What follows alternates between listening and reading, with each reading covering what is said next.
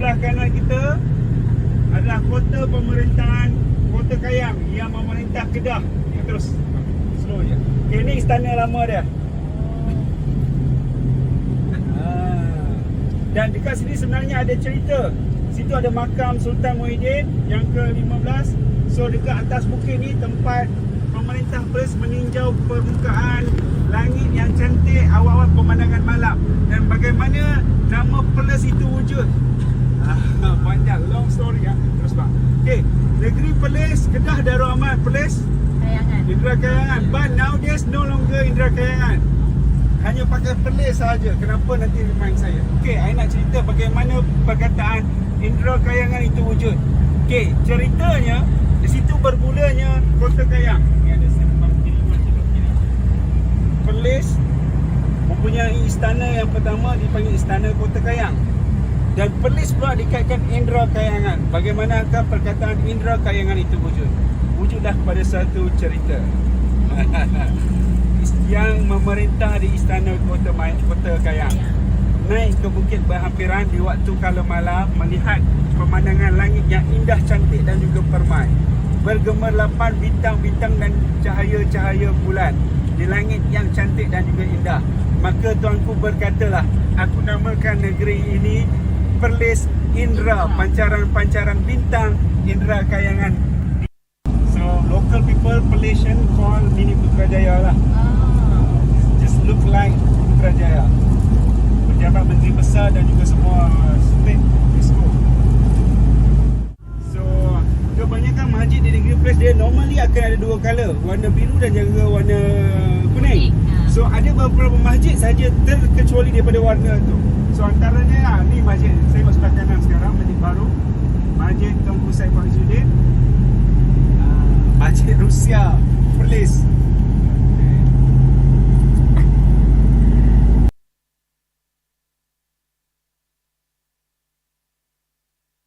Everybody, so this is a live stream where we want to show everybody the charms of what Perlis is all about. And one of the places that Hairul is showing us today is called Kampung Wai or Kampung. So what was it? Kampung Wai, and the other word is Kampung Seberang Ramai. Seberang Ramai, which actually means a lot of people. So the idea is that Perlis has a lot more natural landscapes and tourist attractions that are pretty much based on nature, as opposed to like Kedah was more on heritage, the politics, the battles between empires. This one is more on the flora, fauna, and the people. And let's check it out. Well, we're following Hairul here. Okay, kita tengok salah satu rumah tradisional Melayu Perlis. Yesterday kita cover Kedah. Tradisional ada 3 sub compartment here, 1, 2 dan 3 membahagikan rumah ibu, ruang tamu dan juga ruang dapur. So kat situ ada rumah ibu, rumah dapur dan rumah tangga ataupun rumah pelantar. So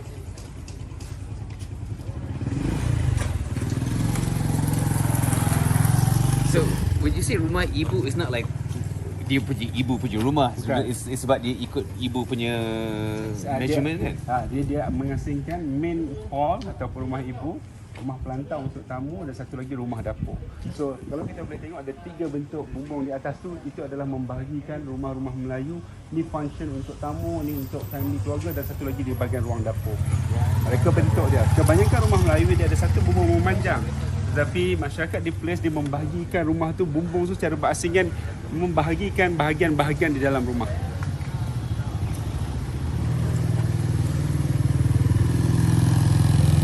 So this is the traditional Malay Perlis house. Right. It's actually kind of interesting because like we're saying that they separate into the kitchen, the main house, and of course the guest house. And the reason why it's called so rumah ibu literally translates like the mother's house. And I was saying it doesn't necessarily mean it's like that person's mom's house, because it's just like in Penang, some of the kampungs, what they do is that this was before they had proper measurements. They would actually build the house on the measurements of the mom, like the height of the pillars would be like how tall the mom is. So if your mom's short, your house will be kind of short. If your mom's tall, it will be kind of tall. But the measurements are all based on your mom. I now don't mean it that way. to everybody watching the live stream, what I bet was like, you know, they would actually use the mother for the measurement. Not your mom.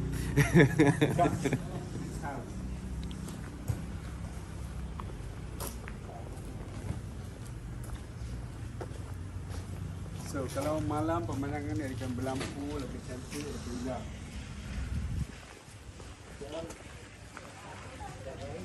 Check out all these decorations, you know. It's like lights shown up. Like malam kan dia macam lagi murah. It's like, you know. So normally kenapa dia orang membangunkan Kampung Seberang Ramai? Kampung Seberang Ramai itu refer, ramai itu terlampau ramai orang duduk. Yes, exactly. Sebab sini ada 7 kampung, lebih kurang 1000 unit keluarga yang mendiami kawasan seberang Kampung Seberang Ramai. 7 kampungs. How many people? 1000 keluarga. 1,000 families in 7 villages. Wow, that's what it's called, Seberang Ramai. The village of a lot of people. Literal translation. Kebanyakan rumah-rumah ni rapat sebab dia kawasan di pesisiran pantai, rumah-rumah nelayan ataupun bersusun atur dia macam sedikit setinggan. Right. Macam Berkuala Kedah yesterday. Right. Dan bila rumah, kenapa dia ada perkataan the setinggan word, sebab sistem pengurusan rumahnya dari segi sewage dan juga drainage agak tidak kemas ataupun tak tersusun. Sebab tu yang dipanggil the word setinggan tu represent keadaan susunan sistem yang kurang tersusun. So kira this village is more systematic than usual lah sebab ada banyak orang ya. So, yes, bila ramai orang macam jenis setinggan, memang sistem pengurusan dia kurang cantik, kurang baik in term of sisa buang, pengaliran, dan dia terdedah ke petanda. Yang pertama, bila tak ada sistem yang baik, terdedah kepada banjir. Yang kedua, bila sistem air tak baik, dia terdedah kepada penyakit. Dan yang ketiga, dia terdedah jika berlaku kebakaran. Sebab bukan semua tempat boleh accessible kepada laluan menyelamat. Oh, okay. So how do they solve that problem dekat sini? Like what do they do? They just restructure the houses? Yes. And then bila dia buat transformasi, tujuan transformasi kita nak menstrukturkan balik rumah-rumah yang mana lama tu di-refurbish, digantikan baru ataupun dilupuskan, buat sistem pengurusan jalan lebih baik. Itu yang pertama. Lepas tu pengurusan sampah, bila kita bawa image untuk transformasi, pelancong datang automatically menukar cara pemikiran masyarakat supaya menjaga kebersihan. Sebab dia berkaitan dengan image. Dan yang ketiga, bila buat transformasi, memberi kesan dari segi ekonomi, di mana bila pelancong datang, penduduk tempatan akan mengambil peluang untuk menjual produk-produk lokal, produk-produk tempatan yang dihasilkan sendiri, local dish. This is the benefit of tourism. Right. So there was a huge transformation that happened in this village as well, because like, when you have a lot of people, you don't have proper sewage wastage management or roads that gave access, and they were also quite dangerous because imagine if there's a fire, not everybody had the same access to all the roads and stuff like that. So what they did was, as part of the transformation, like a lot of the older houses would be refurbished or relocated, rearranged. The roads were paved a little better. So what they're also hoping that the effects would be that not only would it make life better for people in general, would also allow for tourists to visit and increase the business within the area as well. So the local residents could also showcase like all the things that they have, like local foods, local produce within this area. And I think he's also approaching one of the ladies here about her kuih. Okay, once you drop kat sini adalah keluarga ini mengusahakan kuih tradisional tempatan.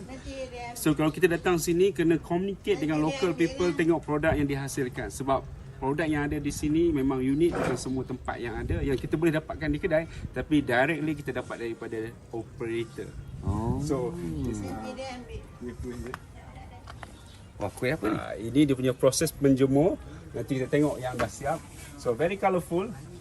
Ada warna hijau, warna merah, warna orange. So dia ada kuih yang dah siap. This ni dari tourism Pinang. Kita panggil rengginang.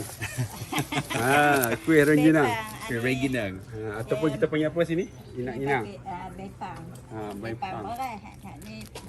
Di Melaka pulut kan. Ni saya sera dengan menasan nipah. Okay. Sera dengan nipah. Okay.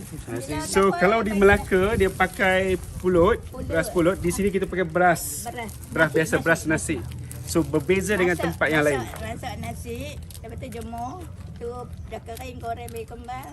Sira pula dengan manisan nipah. Sera tu dibalut dengan manisan nipah. I think better you go and try because this is different from the Melaka one. Kalau saya sedekah lah. Alhamdulillah. So Cik belajar macam mana nak buat Ini dari nenek. Oh dari nenek. So ini memang satu turun menurun Dulu tua dulu kan nasi tak habis. Lepas tu Daripada terbuang, daripada terbuang dia jemur. Lepas tu dia simpan habis nak makan lepas goreng. Goreng-goreng lepas tumbuk makan dengan kelapa gula. Makan dengan kelapa. Jadi sagon lah. Kan. Ni nenek dia ada manisan nipah. Dia buat lain. Pulau Pinang. Daripada Pulau Pinang. Makcik nama apa makcik? Saiza. Pulau Pinang. Adik-beradik? Mak. Mak. Masuk. Normally kalau tourist come here, dia orang datang lalu dia kata nothing. Tapi Saya kalau tak kita bagi dengan group lah, dengan tak guided mau tour, masuk dalam kita tu. kena ada interaction dengan the local people. Then we know Dia what kena are they matahari. doing here, their lifestyle, Saya dan produk-produk yang dia makan. Pola-pola saya seorang. And I like what Hairul is because she said that the recipe for this is something that she learned from her grandmother. So like usually when you have food that is left, it started with leftovers. They would make it into cakes and mix it with like sugar or coconut. And then now it's the form of a business. So this specific recipe was something inherited from generation to generation. So that's I have talked to the locals, especially in this area. You know, it's not. Sometimes you don't find these in shops. You know, these are unique. So people call paipang. Kalau tumpah kena ikan, ikan win lepas dalam. Oh, these are also used as gifts during weddings. Something very special.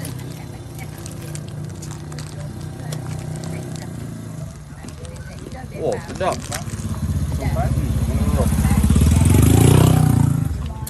Okay, this is really good, and I've never tasted anything like this. It's like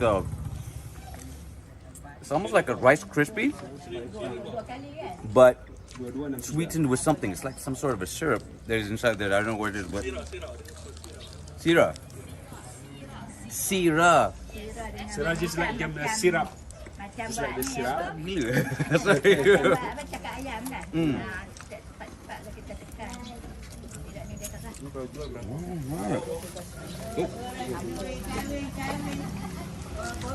Really to the village life here. You got cars coming in and out.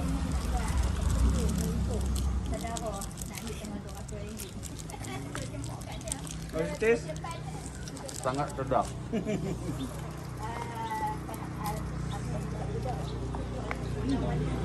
Every time I came here, No, I'm glad ada sebab ni I've never tasted anything like this. Ini memang sedap lain. kalau you Melaka, totally different. Ini memang belum lagi. Tak apa, saya sedekah kita. Oh, Ambil seorang dulu lah. Ambil seorang dua lah. Sini. Please, bawa balik bagi kat kawan pejabat rasa. So nanti every time come to Kuala Place, singgah kat Makcik Saizah je. Boleh bawa kat balik bagi kat bos. Oh, sorry. The cameraman.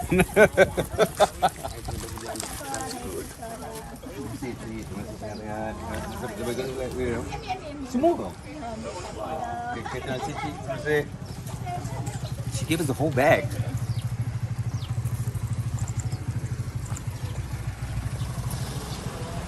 Terima kasih.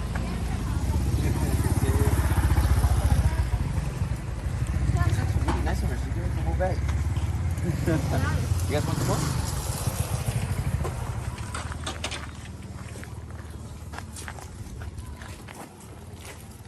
You can definitely feel the vibe of the people. And one thing I've noticed, and I've mentioned to my personal friends many times, is like, you know, when you sometimes village people who live in the kampungs, the villages, right? They're just so friendly. Yes. And saya nak kongsi bila ada transformation program, automatically dia orang cooperate together. Kalau sebelum ni tak ada pelancongan, masing-masing punya urusan. So bila dia buat pelancongan, dia work together and develop the landscape. landscape ni semua mempunyai peruntukan sendiri because sebab dia jadi macam satu semangat. Bila orang tu cantik, I pun nak buat cantik. I pun akan expand dia punya landscape perumahan. That is the benefit of the tourism. Come tengok.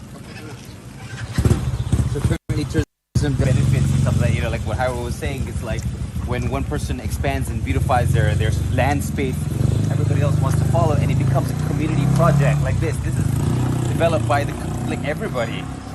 It's a community project antara semua orang di kampung ni. Semua kampung, bila seorang start, yang lain pun cuba untuk buat juga. So landscape semua peruntukan sendiri, tak ada daripada kerajaan. Kecuali kerajaan membantu bagi duit untuk bagi peruntukan untuk sediakan cat sahaja. Cat semua sendiri buat, hanya bagi cat itu saja melalui kerjasama dengan syarikat pembekal cat. A private venture from everybody, and the only thing that they got from the government is the paint. But aside from that, the labor, the idea, the execution, it's from the people themselves. Okay, this portrait, dan gambar belakang mural ni sebenarnya menggambarkan keadaan kampung tengah originally many years ago. So dia ada rumah kayu, ada tiang tinggi dan terapung di bawah ni adalah air. Ini gambar aslinya. Tapi as the time goes, perubahan, rumah kebanyakan dia dah berubah. So asalnya seperti inilah dan seperti yang digambarkan di sini. This is the original overview of Kampung Tengah many times ago.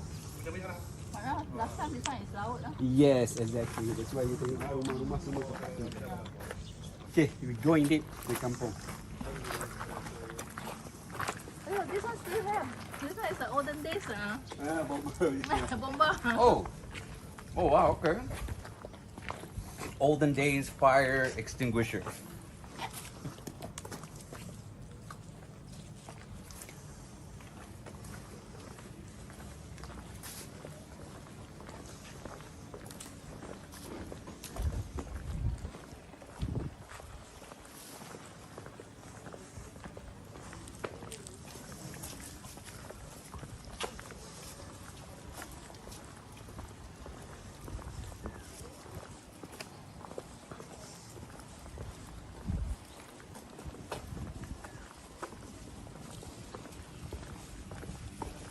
Dia guna idea kreatif, bahan terbuang ataupun barang-barang yang sedia ada.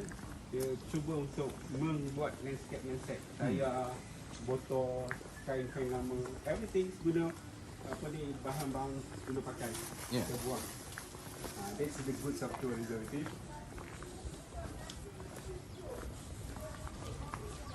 And this was all like the people from here, orang-orang dari sini dia guna apa yang dia ada atau Yes.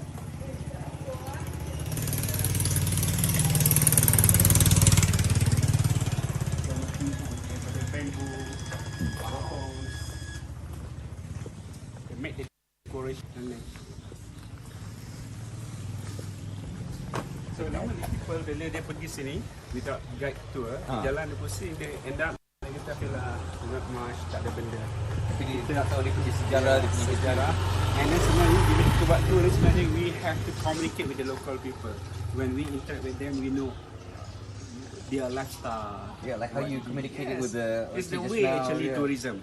Supposedly that is.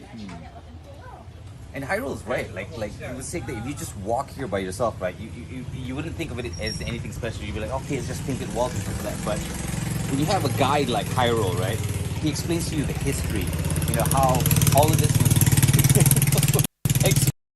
was developed because of the community itself wanting to open themselves up to tourism, to people coming in, to visitors. You know, and then it affects the community in a much better way. I mean, like you can see all the image, the area is just much more beautiful than your average village, your average kampung. You know, and that's why my recommendation is, if you ever want to travel in a place like this, get Hairul. We're gonna have to like put your number somewhere there. I think one of us has your number. If anybody at the studio, just put it up on the live stream. You know, contact Hairul for any tours. Okay, one more thing. Bila kita buat transformation tourism, the local business sebelum ni mungkin hanya untuk the local community, the neighbours. So bila dah buat tourism, it's open to the public. So for example, daripada kedai warung biasa, the expansion of business warung, and also they provide homestay accommodation for those who are interested to stay in the kampung. This is one of the benefit also from tourism. There is the homestay. Oh, right. This is homestay. And the warung. But there are So- two types of homestay. One is registered, one is just But it, wait, but does it count if it's just on an Airbnb? It counts, right? So apparently there's two types. You know, the official and unofficial, but like, you know. So essentially, it is said to where, like, you know, because people, like just now, we were just talking to the 𝗵𝗍, and she just opened up her house to us. She's like, you know, come on in. So people are just a lot friendlier on the ground right here. You know, it's a different vibe. When you live in the city, people are kind of like, what do you want from me? You know, because people are just so used to being used. As opposed to here, everybody just opens up their house, their resources to use. So bila kita berjalan ke kampung di Seberang Ramai ni, kita boleh meneroka dia punya kehidupan lifestyle, sosio dan juga ekonomi. So setakat ini kita dah jumpa, kita boleh nampak bagai perusahaan kecil, IKS, small medium industry, lepas tu nelayan, ada yang bekerja komersial di pentadbiran, dan ada juga sebahagian tu jadi nelayan dan juga menternak binatang-binatang haiwan. Macam hari ni kita boleh tengok peminat burung. Dan setiap lorong-lorong yang kita lalui, kita boleh tengok pelbagai apakah kehidupan masyarakat ni.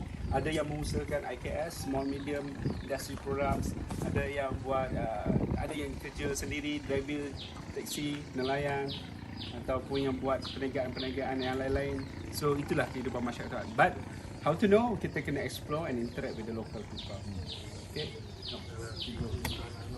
It's kind of funny because people actually live here, so you know that's why you see a lot of different, like the person in this house just now. You can see the people living there. They enjoy collecting birds, which is rather unique as well. You know, and he says some of the people here also work in small, medium enterprises and businesses in different places. But ultimately, the only way you know is if you don't treat this as like just a product. It's about getting to know people here. Ini perniagaan tempatan juga. So kalau sebelum ni dia tak boleh nak komersialkan keluar. So bila ada pelancongan, so dia akan try to highlight or promote dia own special 1945. Right after the World War II. This Yes, exactly. This specific fried goreng pisang, cucuk viral. So cucuk is kind of like a fried dish and stuff like that. But the one thing that interests me is that it was started right at the end of World War II, 1945.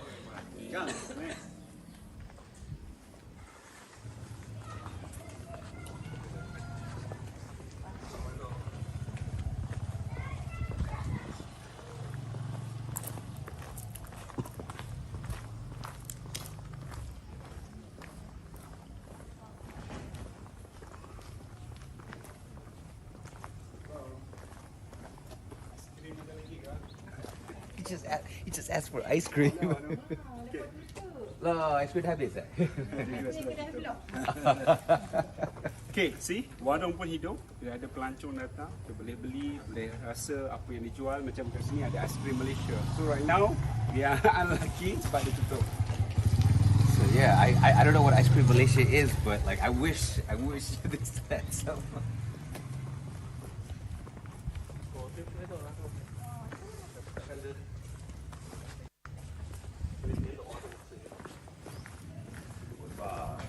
Going to the bridge to 𝗕𝗅𝗽𝗋𝗆.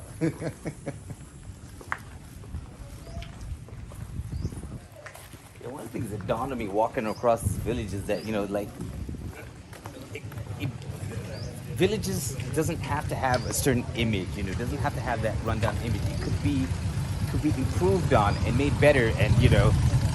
So ini salah satu landmark Kampung Seberang Ramai. Kita pergi ke Jambatan Pelangi ataupun Jambatan Tuang Pusat Kota. Okay. Satu kita boleh tengok pemandangan the entire village Kampung Seberang Ramai dengan satu lagi kampung di sebelah sana. Okay, come, let's go.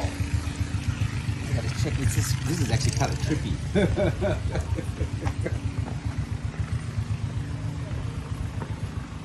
Stairs.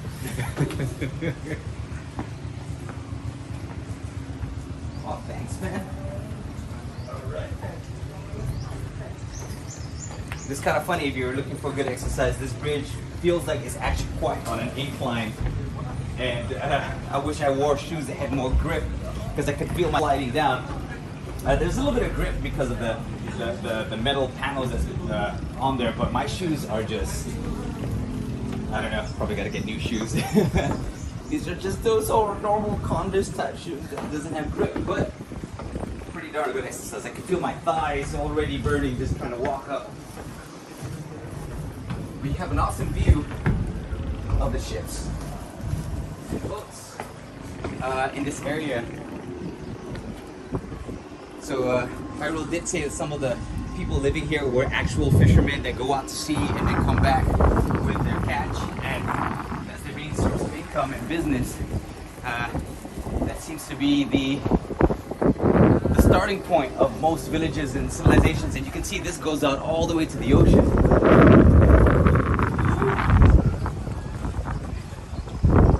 You can even feel the air up here, you know, the sea wind blowing you down.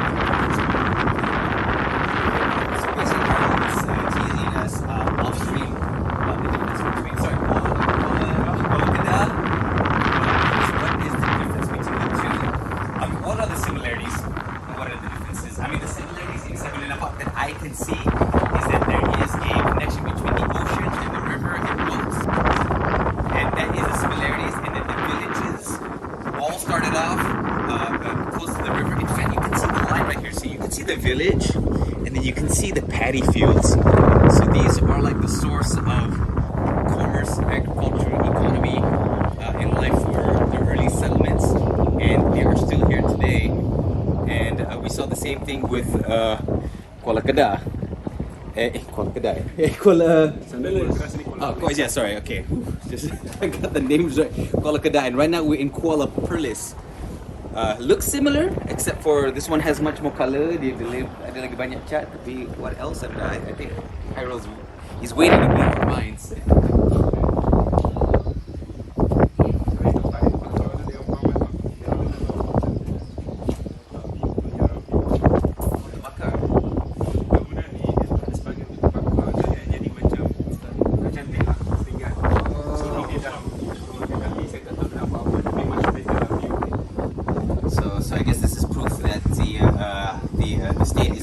Out on many levels, because that building apparently was built and very derelict, and then they finally tore it down and building something on top of it. Okay, sebelah kanan kita Kampung Seberang Ramai, kebanyakan adalah residence area. Di sebelah kiri kita ni adalah bandar Kuala Perlis.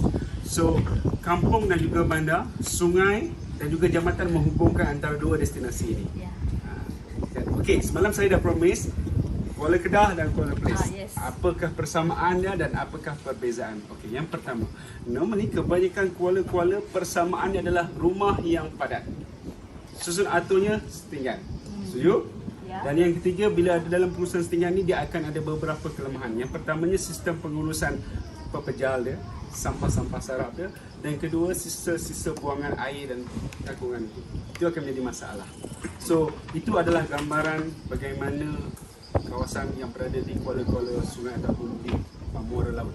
Dan dari segi sosio-ekonomi dia pula, masyarakat dia kebanyakannya berpendapatan rendah, kebanyakan dia nelayan, dan juga terlibat sedikit kegiatan yang negatif, contohnya macam penyeludupan, tanda pistola, kran, jenayah dan sebagainya. Itu dalam sebenarnya. So bila kita tengok landscape lebih kurang sama, betul. Tetapi perbezaan dia pula di Kuala Kedah dan Kuala Perlis, kita melihat bahawa pelancongan itu membawa satu transformasi yang positif kepada penduduk kampung.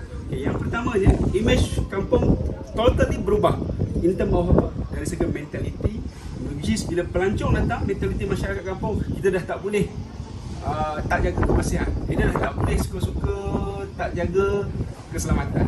Tak boleh dah tak boleh tengok suka benda itu yang tinggalkan. So bila pelancong datang, mesti nak dapat image yang nampak kemas,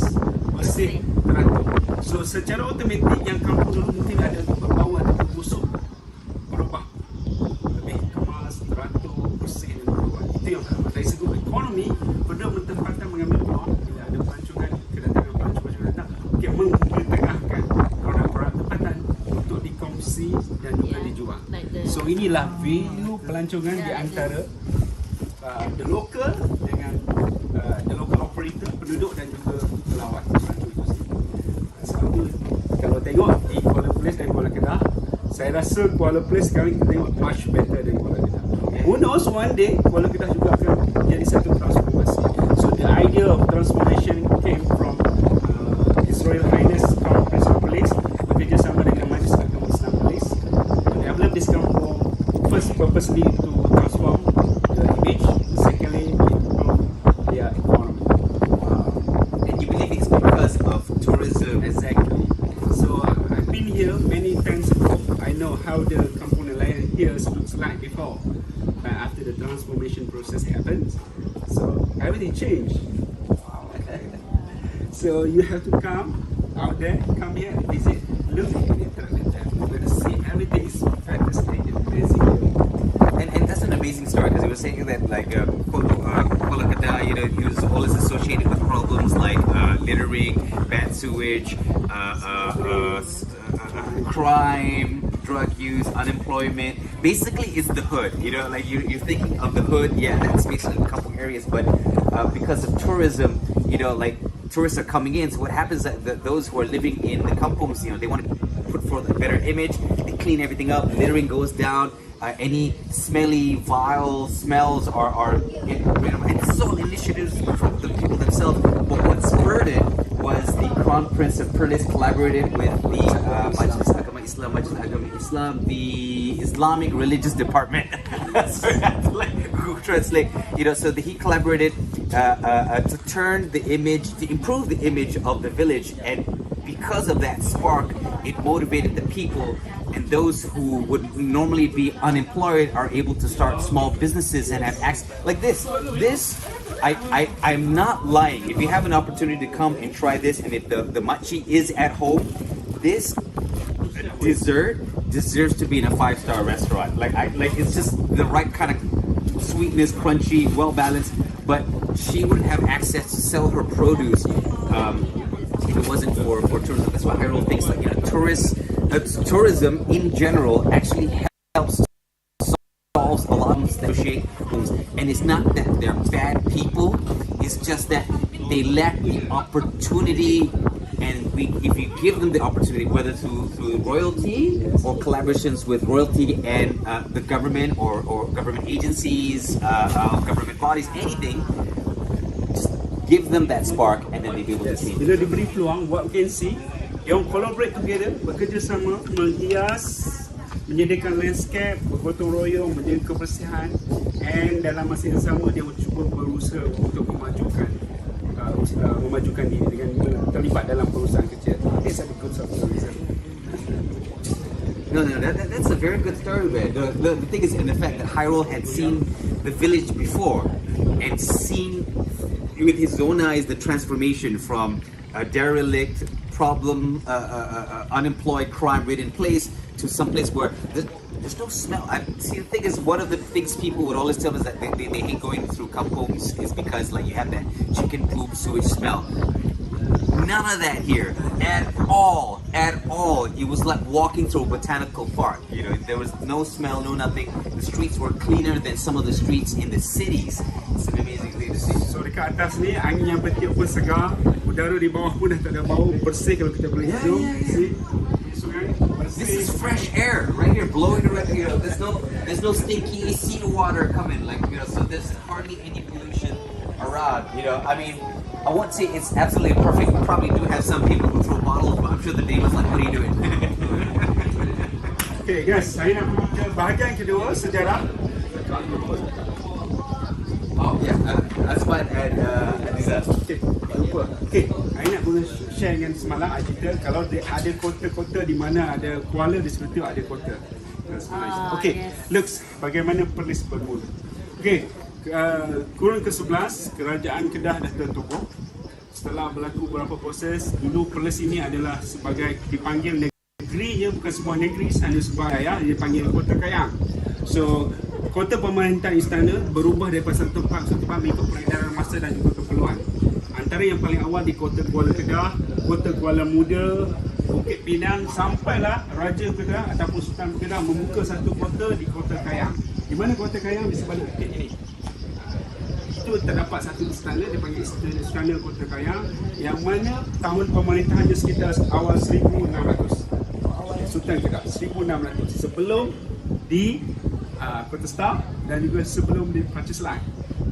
Dia antara kota yang paling awal. Okay, look, kebanyakan sungai mesti ada kota pemerintahan is normal, sebab sungai menjadi laluan untuk pengangkutan dan juga laluan untuk perdagangan. So, administrative office ataupun area di kawasan istana, dan perdagangan juga akan membawa di mana ada istana. Just like di Melaka, ada sungai, ada kota pemerintahan. Di Muar pun sama, di Pahang pun sama, di Kedah pun sama. Itu dia punya konsep yang sama. Tetapi yang menariknya, boleh kita tengok tak permukaan bukit-bukit ini? Bukit-bukit ini membuat satu curve, lengkungan. Di lengkungan ini mengelilingi, dan di balik bukit ada sebuah istana. Istana orang Kedah Sultan Muhyiddin yang memerintah Kedah Perlis pada 1600. Dan kenapa pemilihannya di balik bukit? Strategik ni, kalau tanya pakar-pakar strategik, dia akan melihat bahawa pertahanan kota terbaiknya adalah bila terlindung, ada tempat-tempat untuk bertahan. Let's say kita mendengar Perlis juga ada ancaman daripada Siam dan juga kuasa daripada Aceh dan juga Bugis. So bila bukit-bukit ini sangat membantu bila mana orang-orang pahlawan-pahlawan sana boleh melihat pemerhatian kedudukan bukit yang strategik menjadi tempat tinjauan ancaman dari pihak luar dan memberi isyarat kepada orang di dalam kota istana untuk buat persediaan. Sebab kebanyakan orang luar jarang menggunakan jalan darat. Sebab apa? Jalan darat ni mempunyai ancaman, kesusahan dan difficulties kalau tak familiar dengan permukaan bumi. Jadi laluan untuk penyerangan adalah melalui sungai. Dan sungai ini dikelilingi oleh bukit dan pulau di kiri dan kanan.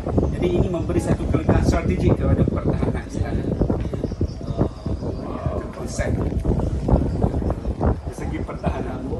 So macam mana okay, so dia ada istana and then they okay, ini sungai. Sini ada lengkungan bukit. Okay. Sini bukit. Istana di balik bukit. So kalau siapa nak menyerang istana, dia harus melalui sungai. Dan mereka dan pengawal-pengawal yang berada di bukit boleh nampak serangan-serangan luar, dan serangan daripada atas lebih strategik daripada kita bertempur di bawah.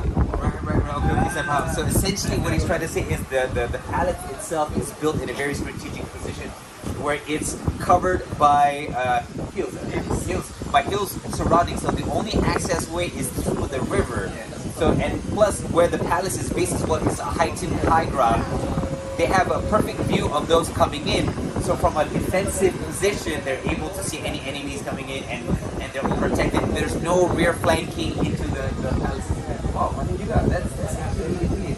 Sebab kalau tengok persamaan sini dekat dengan kota di Kuala Kedah, kota Kuala Kedah dia buat kota dia betul-betul di muara sungai. Dia tidak buat di balik bukit sebab dia tak ada geographic area macam tu. Sebab tu dia lebih fragile, lebih terdedah kepada serangan. They're sitting down, yeah. So kalau macam ni kota di Kota Kayang ni, dia lebih strategik. Sekiranya pertempuran berlaku, dia mempunyai kelebihan di situ. Sebab tu kalau dia tengok beberapa tempat lain macam di Muar, di Kuantan, dia cuba cari mana kalau lokasi yang strategik, kalau boleh ada permukaan bukit. Mana yang ada location permukaan bukit ada satu kelebihan dari segi struktur pertahanan. So that's why the 𝗓𝗏𝗺 Palace that we saw during the fort, right? Why it was destroyed, because it was right next to a river, but it was basically sitting down. It had no natural defenses around, as opposed to the palace here. You know, just by the blessings of the geographic makeup, they're able to be close to a river and also have natural defenses in the form of these hills and jungles and forests, protecting them as well. So hence why the palace is here for a long time as well. So how are we looking in terms of everything so far? Thanks to everybody in the live chat. We're going to still be continuing on in this tour, but we're going to be taking it after this commercial.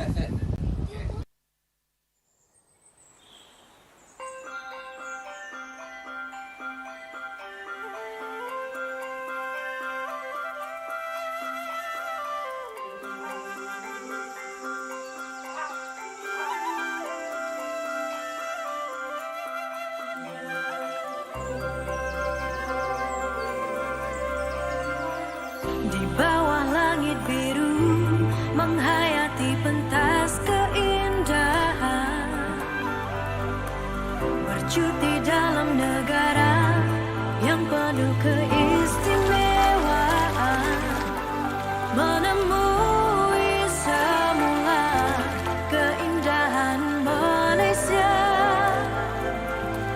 menggamitku kembali.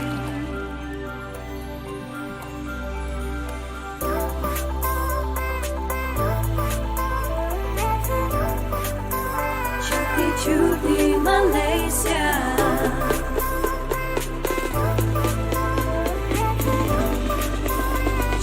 Cuti Malaysia.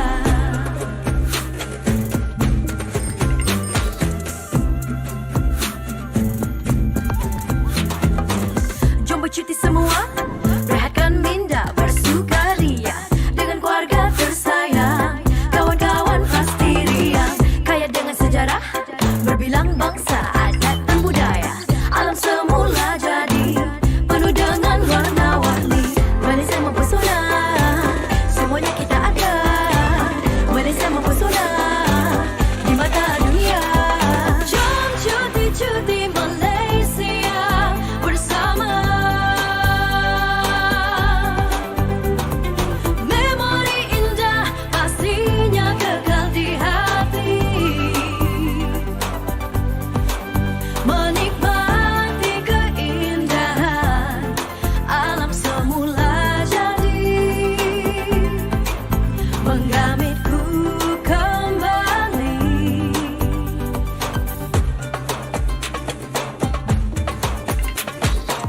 Cuti-cuti Malaysia, dari desa hingga ke kota, pelbagai destinasi untuk diterokai. Malaysia mempesona, semuanya kita ada. Malaysia mempesona di mata dunia. Jom cuti-cuti Malaysia bersama. Memori indah pastinya kekal di hati. Menikmati keindahan alam semula jadi menggamitku kembali.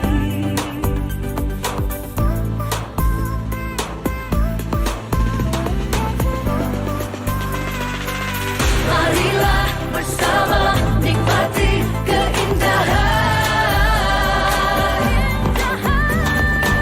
pantai yang terindah, senyuman yang menawan, menemui semula keindahan Malaysia, menggamitku kembali.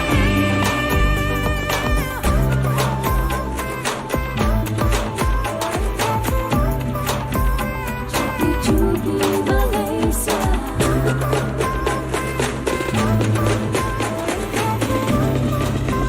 Cuti-cuti Malaysia.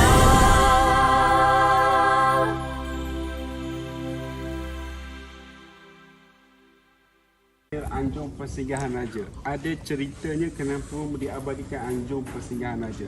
Look, dalam masa awal-awal dahulu, kampung ini, kawasan penduduk kampung yang terdedah kepada penyakit taun ataupun wabak, tak ada doktor at that time. Yang ada hanya dukun ataupun bidan ataupun pawang-pawang. So, institusi istana memainkan peranan dapat membawa perubatan dan juga tim-tim perubatan yang berpelajaran membantu masyarakat kampung. So, sumbangan istana membawa doktor, setelah kita kata bahasa yang terpelajar, dan juga timsnya perubatan untuk membantu masyarakat kampung yang sakit kerana serangan penyakit macam wabak taun, malaria dan sebagainya. So di sinilah pusatnya institusi istana dan juga pasukan perubatan memberi bantuan kepada masyarakat orang kampung. See, orang kampung dulu nothing, this depends on the bomoh, shaman and all that. So inilah permulaan sumbangan institusi diraja kepada masyarakat orang kampung. So diabadikan sendiri sebagai simbolik hubungan istana dengan penduduk di kawasan sini. It was like a free clinic. Free clinic. Sumbangan institusi diraja. So this is a former free clinic that was given to the people, because before that the villagers were heavily reliant, as Hairul had said, on shamans and magical remedies, for healing, and that didn't make sense, especially when you have a populace. So the royalty actually set up free clinics for the people in the village, and this is a monument to where the free clinic had been set up. And now it's just, obviously, as you can see, it's not a clinic. It's just a monument, but it used to be right here, and anybody in the village could come and get free healthcare, literally free healthcare.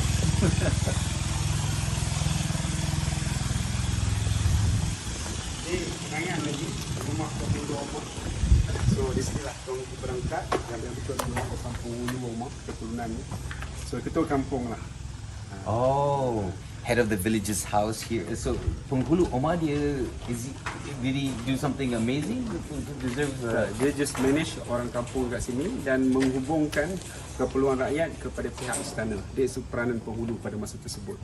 Contohnya kalau ada serangan wabak penyakit kat kampung ni, peranan penghulu lah membantu menyalurkan pada pihak istana, dan apa pihak istana boleh buat.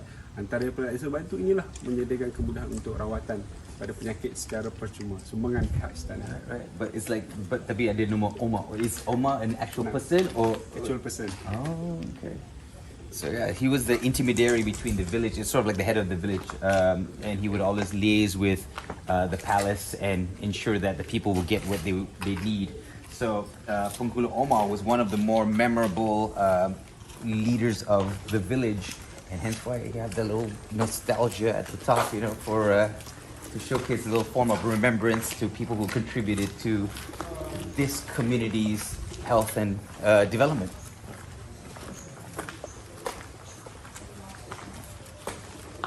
I'm starting to see, I think there are various people who lived in different places and contributed to this community, hence why you have signboards that actually just says like, maybe not on the history books, but I'm sure Tok Nudin had done something for the community or is well known here.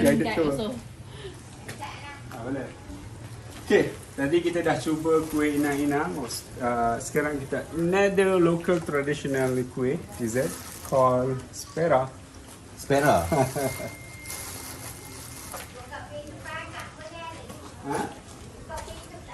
Tak apa, kami tunggu kat sini je. Cik Azman mana hilang? Ya, tunggu kat bank. Oh, dalam aircon. So as you can see just now, right, like she literally just asked us to come in, and Hairul was like, no, it's okay, we can wait outside here. The hospitality within this small community is just amazing. Hence why the joke is, you have the official Airbnb, the unofficial. They'll probably just invite you like, are you staying overnight? Okay, let's go.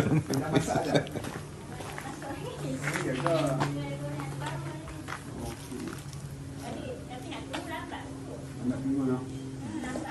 Berapa lama kalau tunggu? Saja pusing daripada Penang, pusing keluar lagi. Kalau tak ada apa nanti lagi. Tak ada apa? Okey, tak apa. Next time. Tak sempat masak. Terima kasih. Next.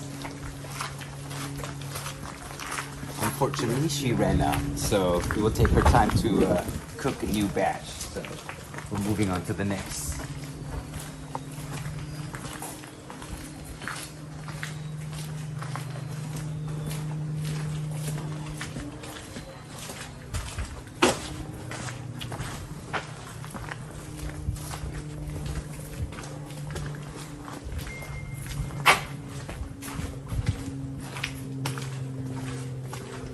Wah, kamu bunga lagi. Okey, sini ada satu signifikan juga cerita tangki air lama. Ini adalah tiang yang menempatkan tangki air yang membantu air bersih disalurkan kepada rumah-rumah penduduk dekat sini. Okey, ada satu kejadian unik. Setiap tahun akan berlaku 2 kali sahaja banjir besar di kampung sini. Akan berlaku banjir. Banjirnya ketika musim monsun timur dan juga musim barat, dan berlaku banjir itu dalam keadaan yang tidak disedari oleh penduduk. Kadang-kadang pagi, kadang petang, kadang malam. Kadang waktu tidur tak tahu air naik. Sebab tu kebanyakan rumah tu ada rumah tinggi dan rumah bawah. So kalau banjir waktu tengah tidur, dia terkejut bangun, lepas tu pindah ke rumah atas. Itulah uniknya kejadian di kampung di Kuala Perlis ni. So yeah, one of the things that usually tends to happen a lot within this area is flooding, you know, and then it would happen all of a sudden. So that's why some of the houses have a bottom house and an above house, you know. If it gets flooded, they're like, oh, okay, move to the upper house. So yeah, that's unique. Ada rezeki. Oh, Yes, sir. Ada. so this was the 𝗘𝗃 just now. So apparently there was some. Oh, I try already. Nice. Semua tak boleh masuk dah. Tak boleh masuk kaki dah. Later. Sampai rasa lagi.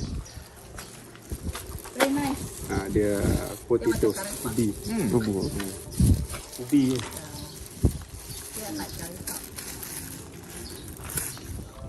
So if you ever had 𝗘𝗃𝗆𝗆, it's like that, but with a different kind of filling. I don't know how to describe it. It's more of a. Potato.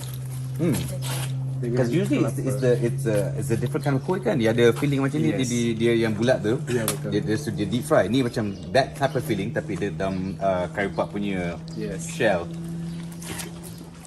Let's go. Next. Homemade. Local made. Locally made. Homemade. Local delicacy. Local delicacy.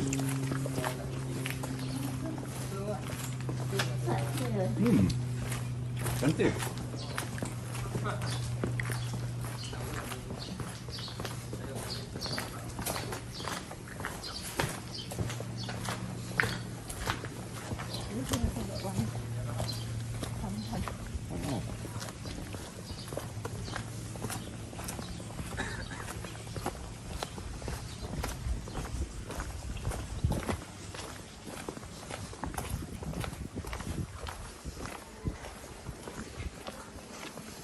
Kind of trippy.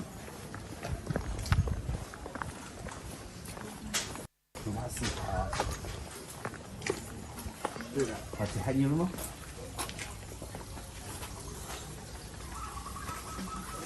Wow, this is actually a really beautiful garden.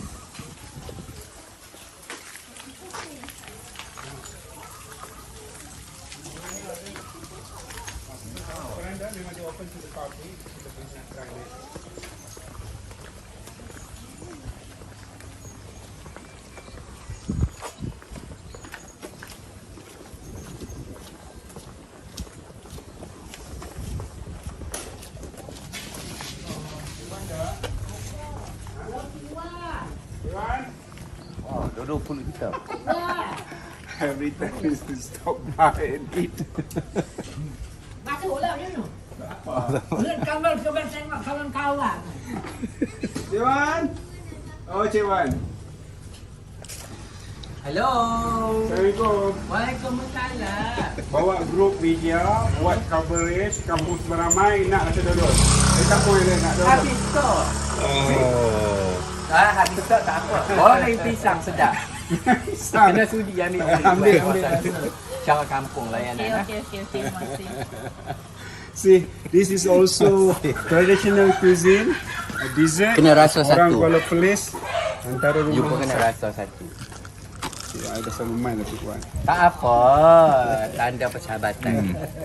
Terima kasih sangat-sangat. So Cik Wan adalah pengeluar dodol pulut hitam dengan lemak manis yang mengusahakan resepi turun-temurun dan paling antara yang paling popular. Ada sikit. Bagilah Yang sir. balance. Ada sikit. Di Kuala Perlis, dia punya dodol akan dapat order sampai ke Kuala Lumpur.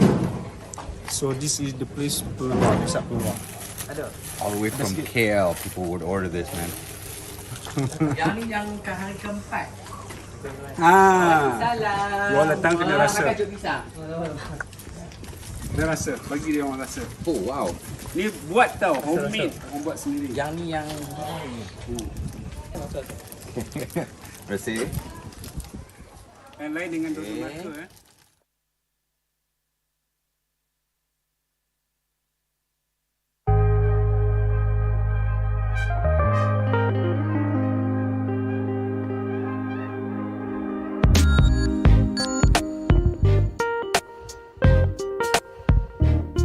Back in 1973, these guys were the winners of a talent contest, and here they are as a mural on the wall.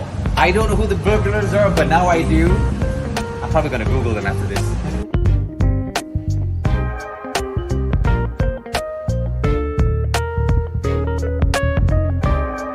So I am literally standing on Snakes and Ladders, one of the board games I played as I was a kid. This is all on 𝗃𝗃𝗃𝗃 Street. Is the 𝗃𝗃𝗃𝗃 Street Art 2.0.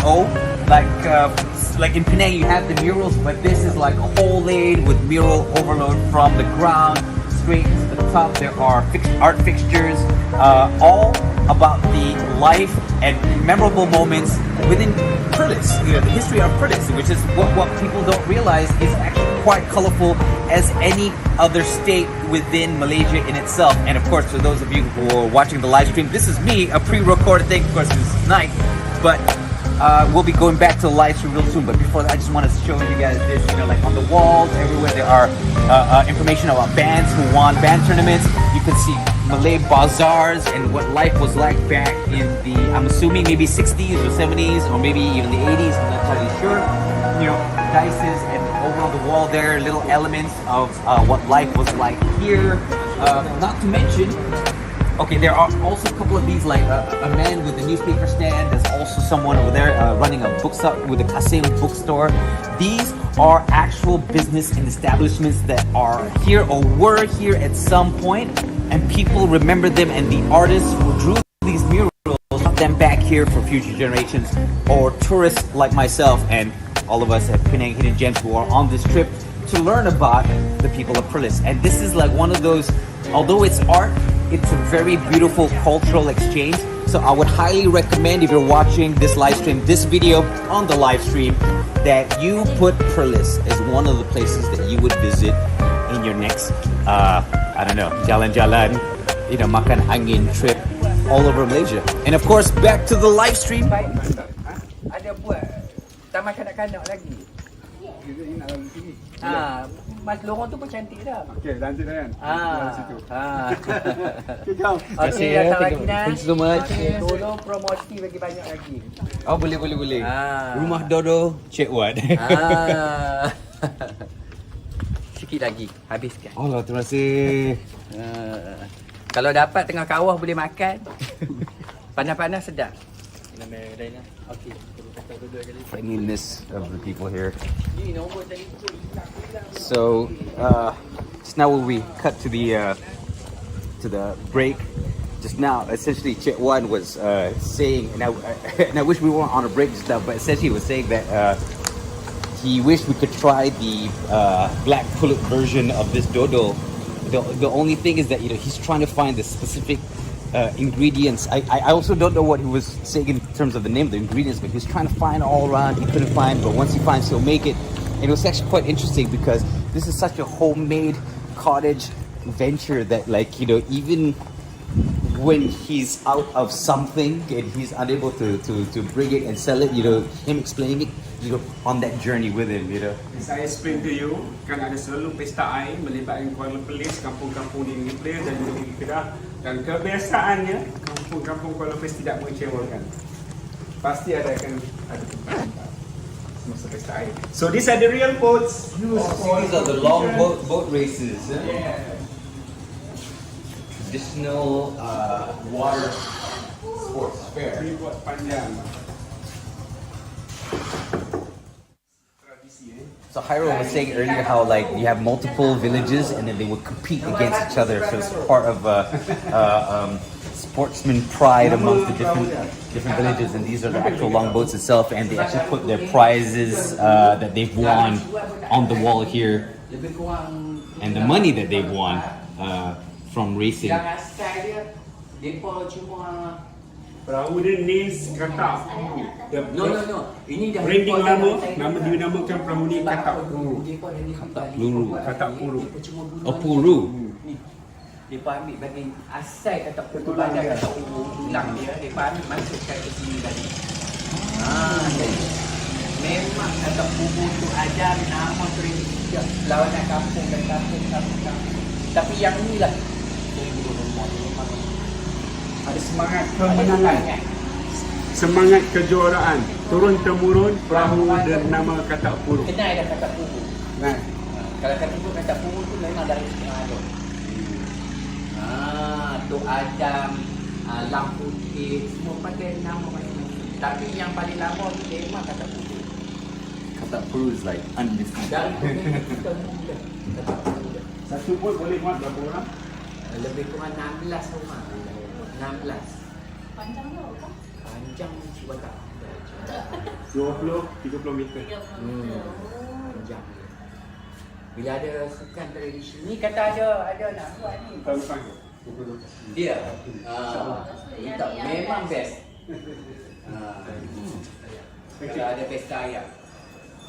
Memang best kat sana. Memang Anak-anak dia gotong royong. Buat turun ikut sini. Jom kita next. So you're saying that whenever they have the water festivals and stuff like whenever it happens, I mean, because obviously COVID put a full stop to a lot of things, you know, but if it ever continues again, he says that, you know, it's almost like Dia lorong a negeri kebanyakan rumah-rumah gotong tu royong vibe. So dengan gotong ada royong is when flag everybody negeri gets yang together and not only celebrates but also contributes labor, resources and stuff like. It's like you know, it's a bit more lively experience, not just a festival. Kena banyak lampu. Bagi semangat nak guna banyak lampu. Jiwa pun ada lah ada spotlight apa semua kan. Macam mana nak malam. Okay, kita akan masuk tempat lorong makan malam. negeri, which is dekorasi dia mengikut warna-warna bendera negeri. Macam ni wilayah Persekutuan itu Sabah dan kita akan meneroka lebih masuk ke dalam. First time dekat sini. So sekarang kalau macam tu, saya datang malam. Apa semua. Makanan pagi semua ada. Boleh. Jom hantar kami. Sampai mana? Depan. So this is wilayah Persekutuan's house. Ni rumah Sabah. Sabah. So this is Nua's house. Ada sangat bonus I think this is Kedah. So the local Kedahan, this is your house. Ini sebab diorang asal dari Kedah ke macam mana? Tak, dia bagi lorong ni temanya mengikut warna-warna negeri. Bendera negeri. So ni rumah Terengganu, black and white. Rumah Sarawak.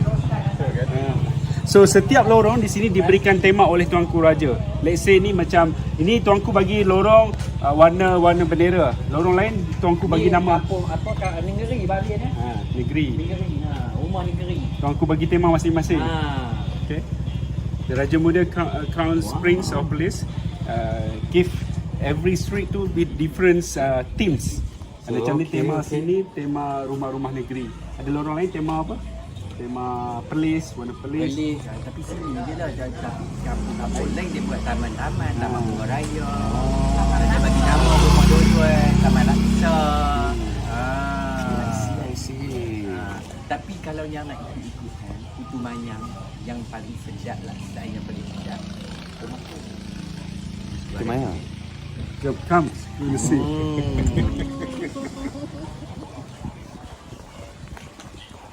Ni nasi campur.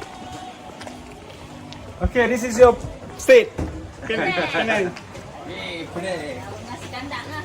Nasi campur. Kena buang nasi kandak. Waktu ni dah habis dah. Ni rumah Sabah. Rumah Negeri Sembilan.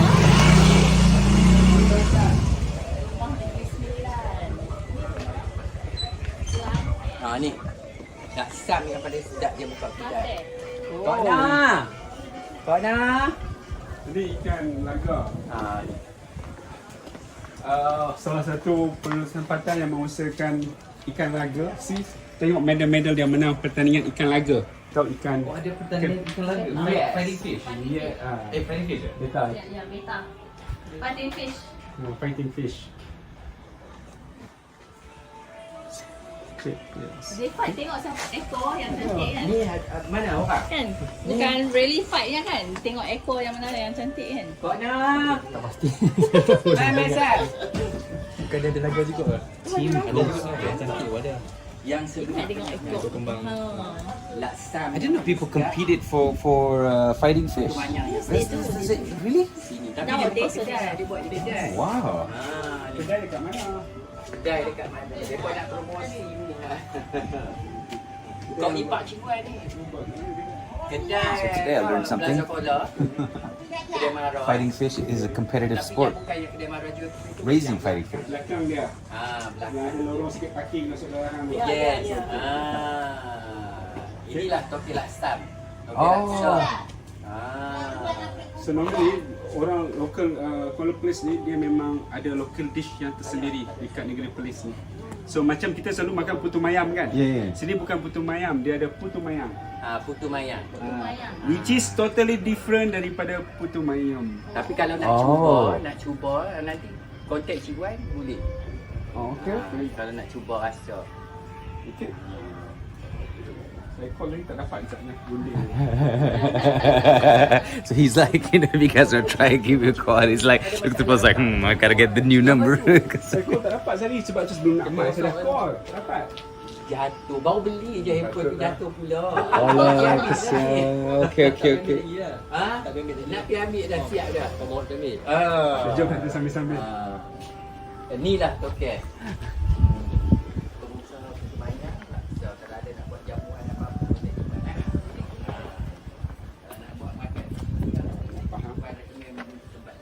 So, for your information, every house was officiated by the royal family. They came together in one group. The entire Malaysia represents every state, having a tour here, and then they visit every place and put the plaque. Wow.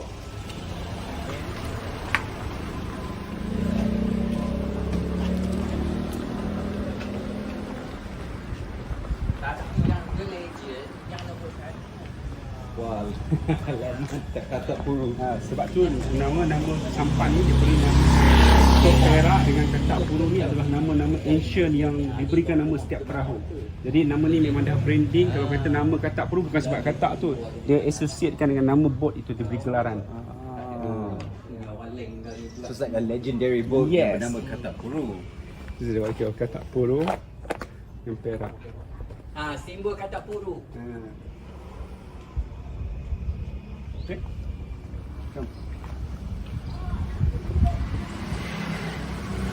Kind of makes me wonder, is there a reason why there's a bloody knife?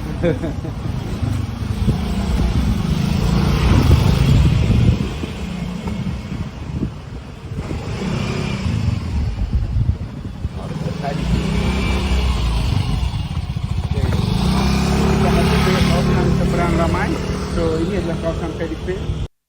Yang sini kebanyakannya nelayan dan di sebelah sini kampung yang kebanyakannya adalah pesawah padi. So kita have both combination economic activity based on the fishing.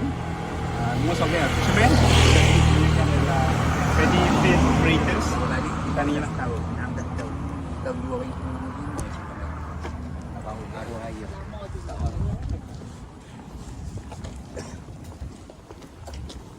Tapi orang tak suka sawai.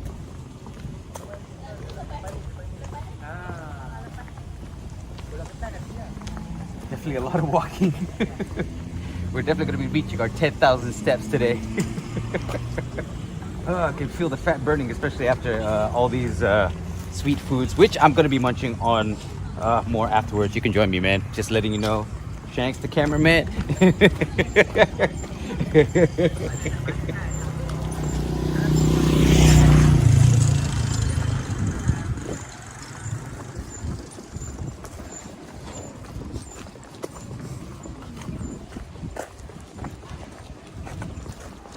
They actually have a designated dumpster site.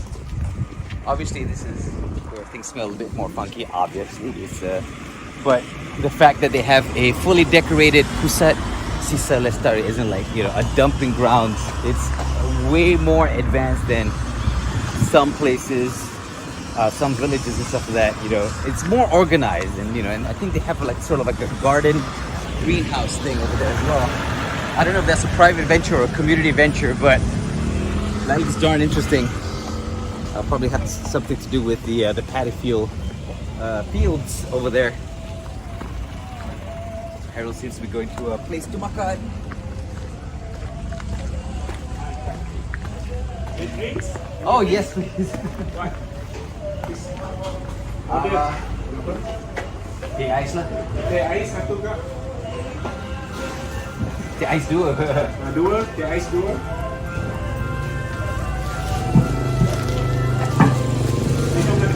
Oh yes. So we'll be taking a break and we'll be back in a little bit.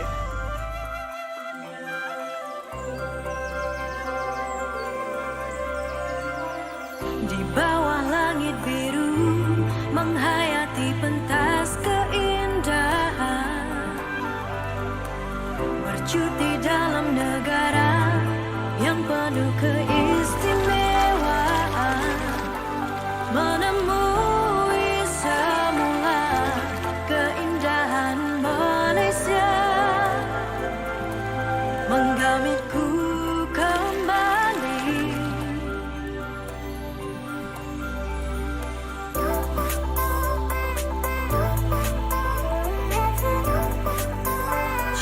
Cuti Malaysia,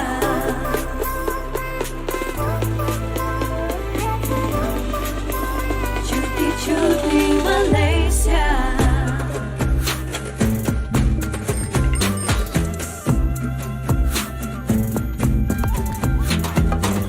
Jom bercuti semua, rehatkan minda bersukaria dengan keluarga tersayang, kawan-kawan pasti riang, kaya dengan sejarah berbilang bangsa, adat dan budaya. Alam semula jadi penuh dengan warna-warni. Malaysia mempesona, semuanya kita ada. Malaysia mempesona di mata dunia. Jom cuti Malaysia bersama.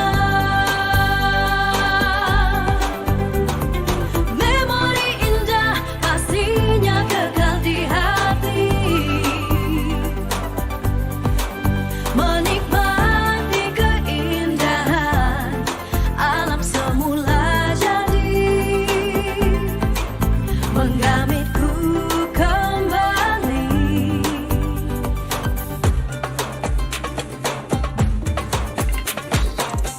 Cuti Malaysia, dari desa hingga ke kota, pelbagai destinasi untuk diterokai. Malaysia mempesona, semuanya kita ada. Malaysia mempesona di mata dunia. Jom cuti Malaysia bersama. Memori indah pastinya kekal di hati. Menikmati keindahan alam semula jadi, menggamitku kembali.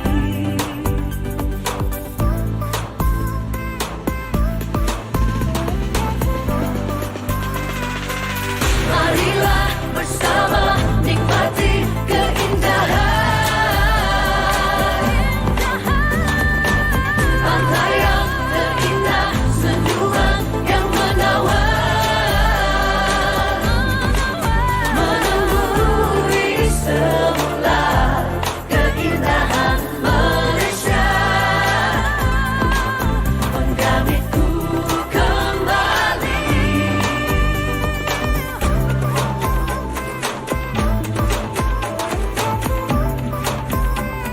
Cuti Malaysia,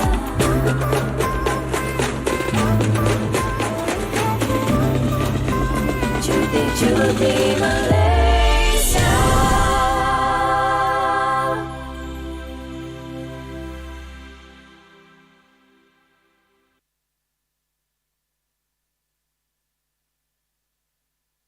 So that's Thailand. So Perlis ni senangnya dia punya border dengan Siam dilindungi oleh banjaran bukit-bukit ni sebagai banjaran Nakawan. So at the back of this hill ataupun Nakawan Range ni adalah territory of Siam. So are you saying that if we just walk over, hiking, plus we just arrive in Thailand? Yes, definitely. Is there any border patrol ke apa-apa? Say, hey, what are you doing here? Sini tak ada, the proper gate entrance tak ada, tapi dia punya ranger, ronda-ronda hutan-hutan tu sometimes if you are lucky you meet them. Oh, okay.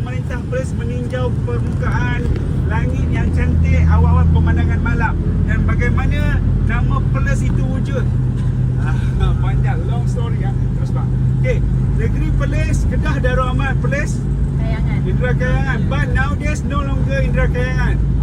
Hanya pakai Perlis sahaja. Kenapa nanti remind saya. Okey, saya nak cerita bagaimana perkataan Indera Kayangan itu wujud.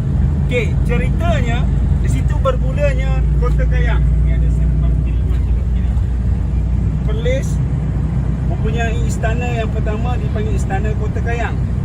Dan Perlis pula dikaitkan Indera Kayangan. Bagaimanakah perkataan Indera Kayangan itu wujud?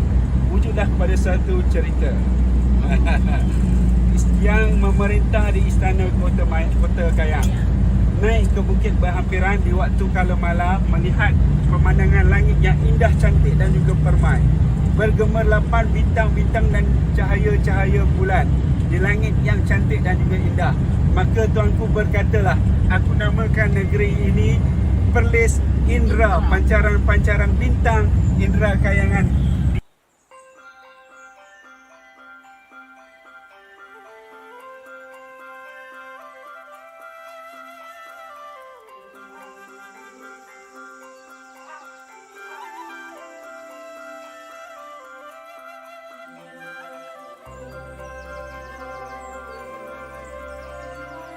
So here we are home, the very place where we belong.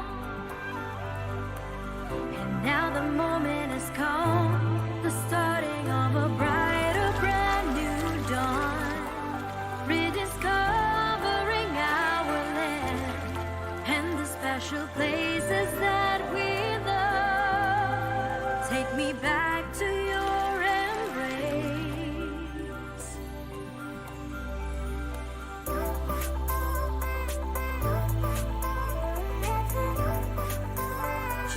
𝗘𝗲𝗆𝗆𝗆 Malaysia.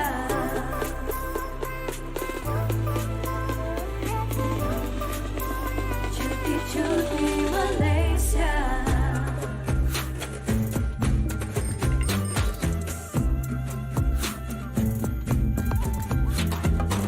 Another time has come to rediscover the land of wonder. Great times with the family, smiling faces everywhere I see. A land of rich history, people of man, creeds and cultures. City colors grow vibrantly, you'll never forget what you see. Astonishing Malaysia, we have everything. Astonishing Malaysia, a place of your dreams. Let's go on a magical holiday, creating sweet memories, lighting up your day, rediscovering our land and the beauty that surrounds us all.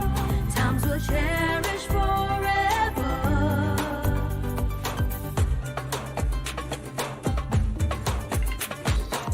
Come travel Malaysia, from north to south, east to west, from the mountains to the beaches blue.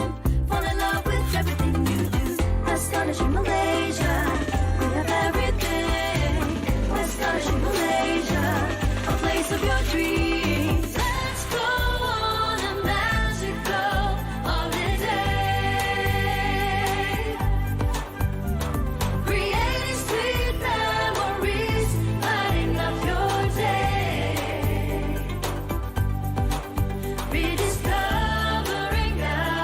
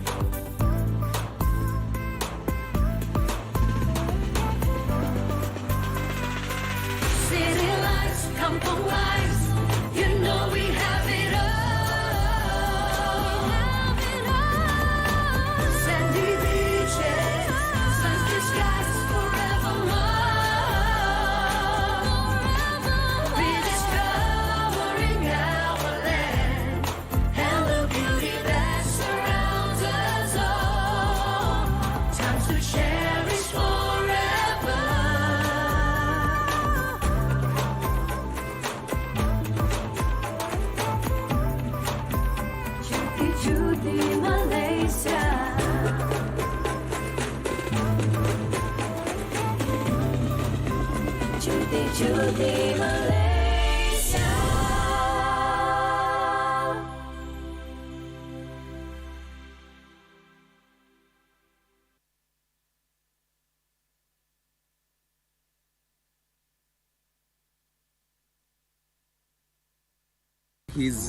So right now we are about to go on a boat trip right here in the dam, and Encik Amir is a boat operator, and he was asking us earlier, like, what do we actually want to do? And I was like, I'm not entirely sure because it's my first time here. So what we're going to do is that we're going to go to different places of interest, different sites, like where you can actually go camping or even just sightseeing. We're actually really close to the Thai border. The Thai border is literally one hill away, so if we go straight that way, we're in Thailand. And we're actually really close to the dam, which is over there. We're unable to go past that because that is sort of like the water reserve. We don't want to touch that, obviously, for obvious reasons. But we will go around this area on a boat and go from there. But before we proceed, we're going to go into a little commercial while we're getting ourselves into the boat, and we'll be coming back on the live stream. See you guys on Facebook.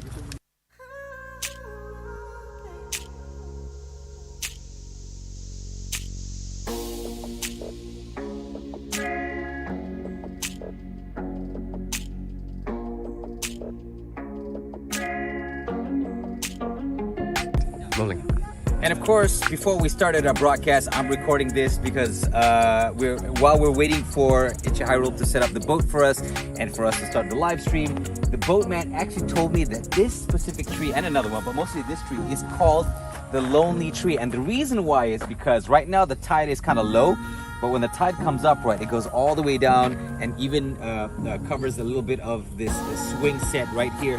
And this tree will look like the only tree standing out in the water. So this is a favorite of anybody who likes to take one of those like really deep stock photos and of a lonely tree with a swing. You're like wondering, how did the swing arrive in the middle? It's because right now we're on land and people actually use it as a swing, but when the water comes up, it just looks like it's part of a post-apocalyptical catastrophic flood environment where the tree just sits on top of the water by itself, and you wonder, like, how did they get there? This is how. But I wanted to highlight this as one of our filler videos in between the live streams whenever we are doing long stretch of boring things that would be boring if you're watching it, hence why we have these fillers. If you're a photographer, or if you're trying to have an Instagrammable moment, or if you're the type of person that sells stock photos, come here for the Lonely Tree. This is a really interesting piece of unique landscape that can use for yourself. #PerlisHashtag awesome.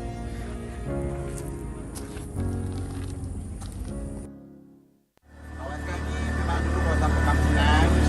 Perkampungan inilah orang-orang kampung. Ada kawasan 𝗘𝗍𝗴𝗀𝗃, ada kawasan 𝗘𝗍𝗴𝗀𝗃.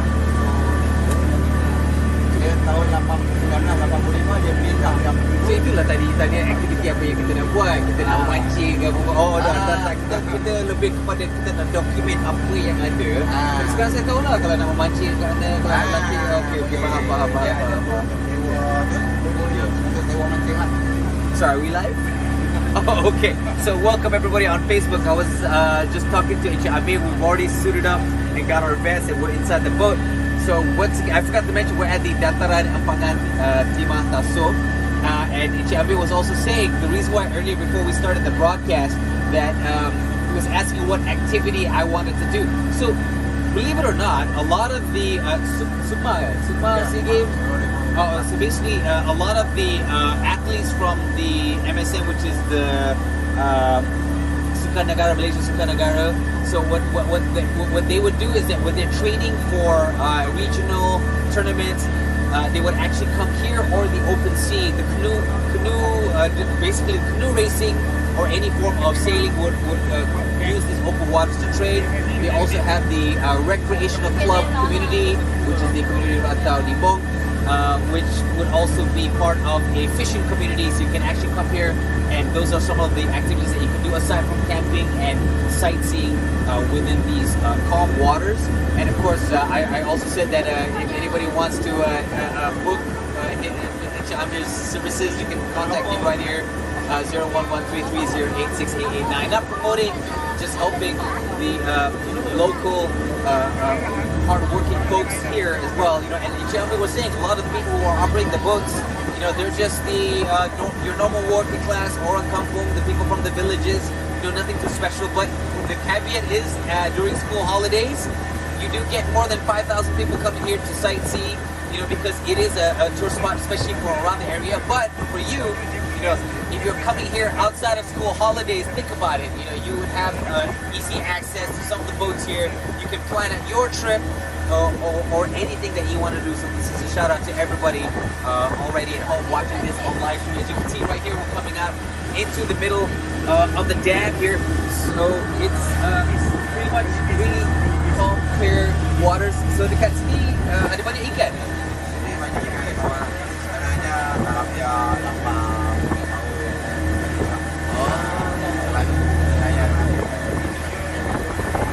So there's a lot of freshwater fish here, so if you're into that as well. Dan saya nak tanya, berapa dalam?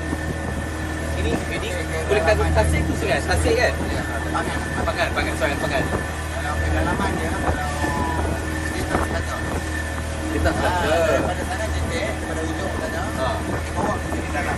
Sebab tu dia buat tebing. Tebing dalam di kawasan ini. Okay. Kalau kawasan yang kita tempuh kawasan ini dalam kurang Okay. So basically the depth is it varies because underneath it's almost like underwater hills and valleys, but at the shallowest point it goes down to the deepest point here. We could go more than 20 meters down deep. More than 20 meters down deep, so there's a chance it can go up to like 30, maybe even 40, but that's just a rough estimate. But it does go rather deep, so that's why there are signs all over here which recommend that you do not swim in the dam, the Ampangan area here. So it's more of boating, you know, like I guess if you want to do some of that. And I can feel the rain coming in. You can see a lot of the rain clouds coming in the distance here. That is all natural, and you can smell in the air that it's all just fresh air, no chemicals, no smog, no nothing. It's like a completely different composition to what anybody, like say for example, you're living in city areas like Kuala Lumpur or Penang, or even in the city areas of Kedah or Perlis and stuff. When you come out here, that's one of the first things you notice. One of the first things I noticed. The quality of air is significantly different as well. So right now, as you can see, I'm getting like splashed over, like the water's coming in. But that's part of it. Saya nak tanya kalau dekat sini ada orang buat scuba diving tak? Tak ada. Okay. So there's nobody doing any snorkeling or scuba diving here, you know? Berapa kedalaman dia? dalam kedalaman kalau kawasan sini dalam 10 meter lebih lah. 10 kali 15 meter. Nak mulai? Oh, tak payah. Oh, itu takut. Itu lah. It's okay. Alright, okay, boleh. I'm gonna drive the boat. On the board!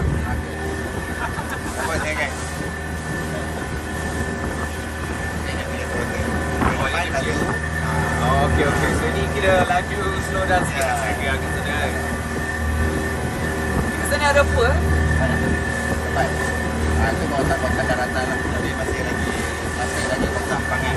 Oh, okay. Kawasan ni semua kepada ada di sana lah. Okay, back sini. Okay. So apparently I'm going a little too landwards. I gotta go more like, seawards. Because I was kind of curious, it's like what happens when you go towards the landed area, what goes on? Okay, so go down this here. Oh, okay. So Jabba is sort of directing me to go more towards that area. I've never been here before, so I don't know where to go. We're trying to avoid all those landed areas. Obviously, we don't want to be marooned or crash into it. My first time driving a boat.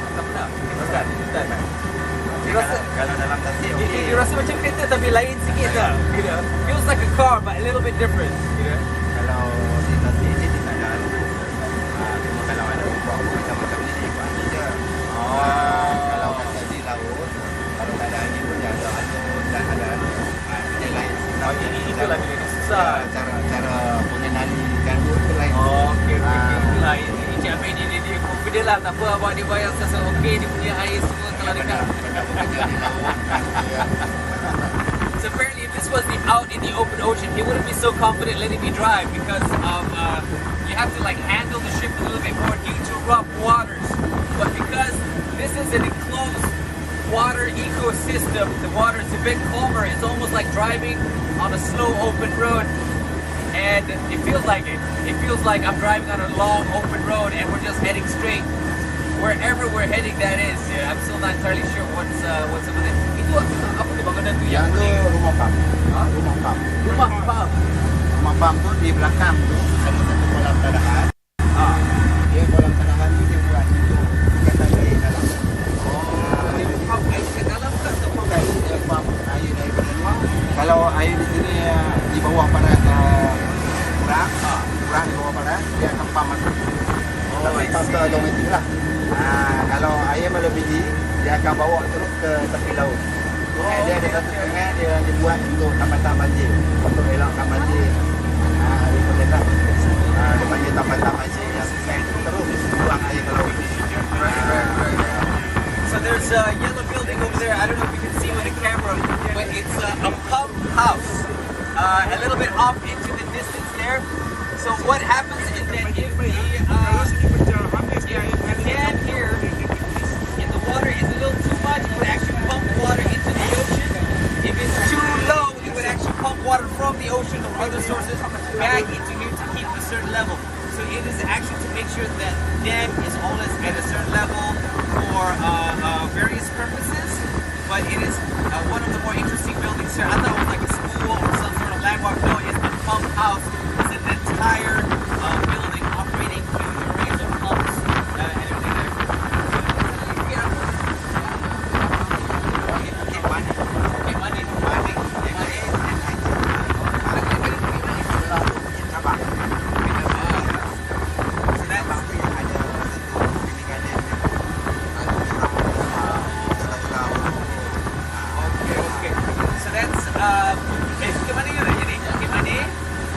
𝗕𝗲𝗆𝗆. So basically those are our two scenic mountains here in Perlis. 𝗕𝗲𝗆𝗆 is one of the more interesting places to go sightseeing. So you can actually go there and see the valleys and a lot of natural fauna. I'm not sure, sorry, flora, not fauna, maybe some fauna as well. It's quite cool, like see on top of the mountains, it's a little bit of mist.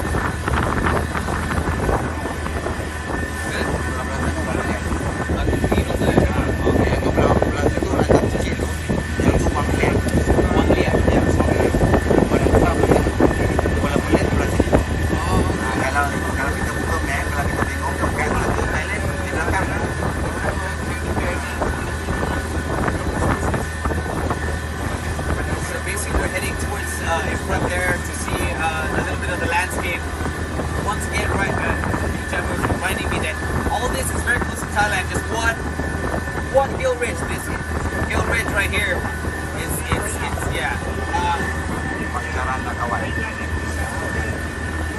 And once again, this is a part of the natural defenses of Perlis, hence why it's used as a border. It's very good at keeping out raiding parties or any invading forces. Okay. Saya nak tanya, takut kalau ada apa-apa ke? I was just asking, is it okay if we just go straight here? I don't know if there's like anything. We're going to Lost World. Lost World, Jurassic Park. We might see some dinosaurs. Tapi kawasan ni semua kecil-kecil lah. Masih ada lagi tinggalan tapak-tapak rumah lama jalan raya. Sebab dia buat empangan ni dia tak korek. Dia just buat benteng dan terus tak ada air. Wait, dekat mana? Dekat bawah ni? Ya, di bawah. Kalau musim kemarau, kita akan nampak lah. Nampak sebagian-sebagian konkrit-konkrit yang ditinggalkan, tapak-tapak rumah. Kira dulu ada memang ada. Ya, ada.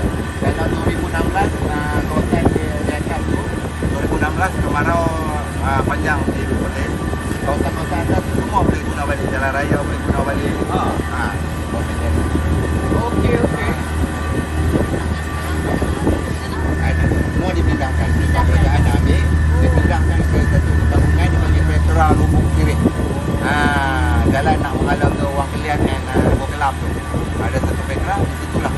Misal. Ya. Sana dulu adalah kampung yang bersambung dengan sebelah sini. Suddenly, jadi ada kampung yang terpisah. Betul-betul lost world there. So ada kata orang kampung panggil lost world. Akses lain lah. Langsung tak ada akses. Tapi ada yang tenggelam, ada yang cut off. Okay. Tapi kalau di danau sana,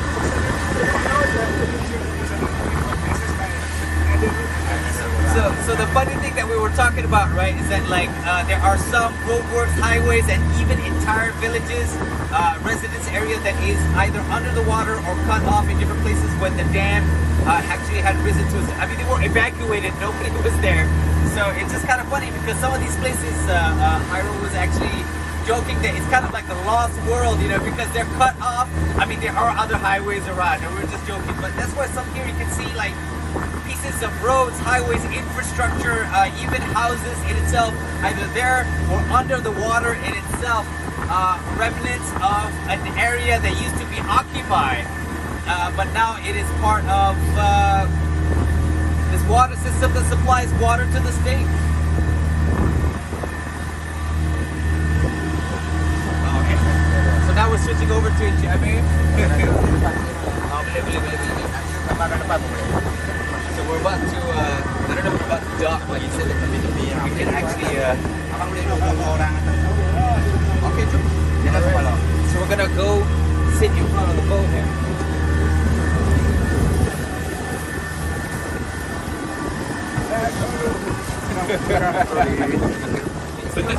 You wanna sit in front?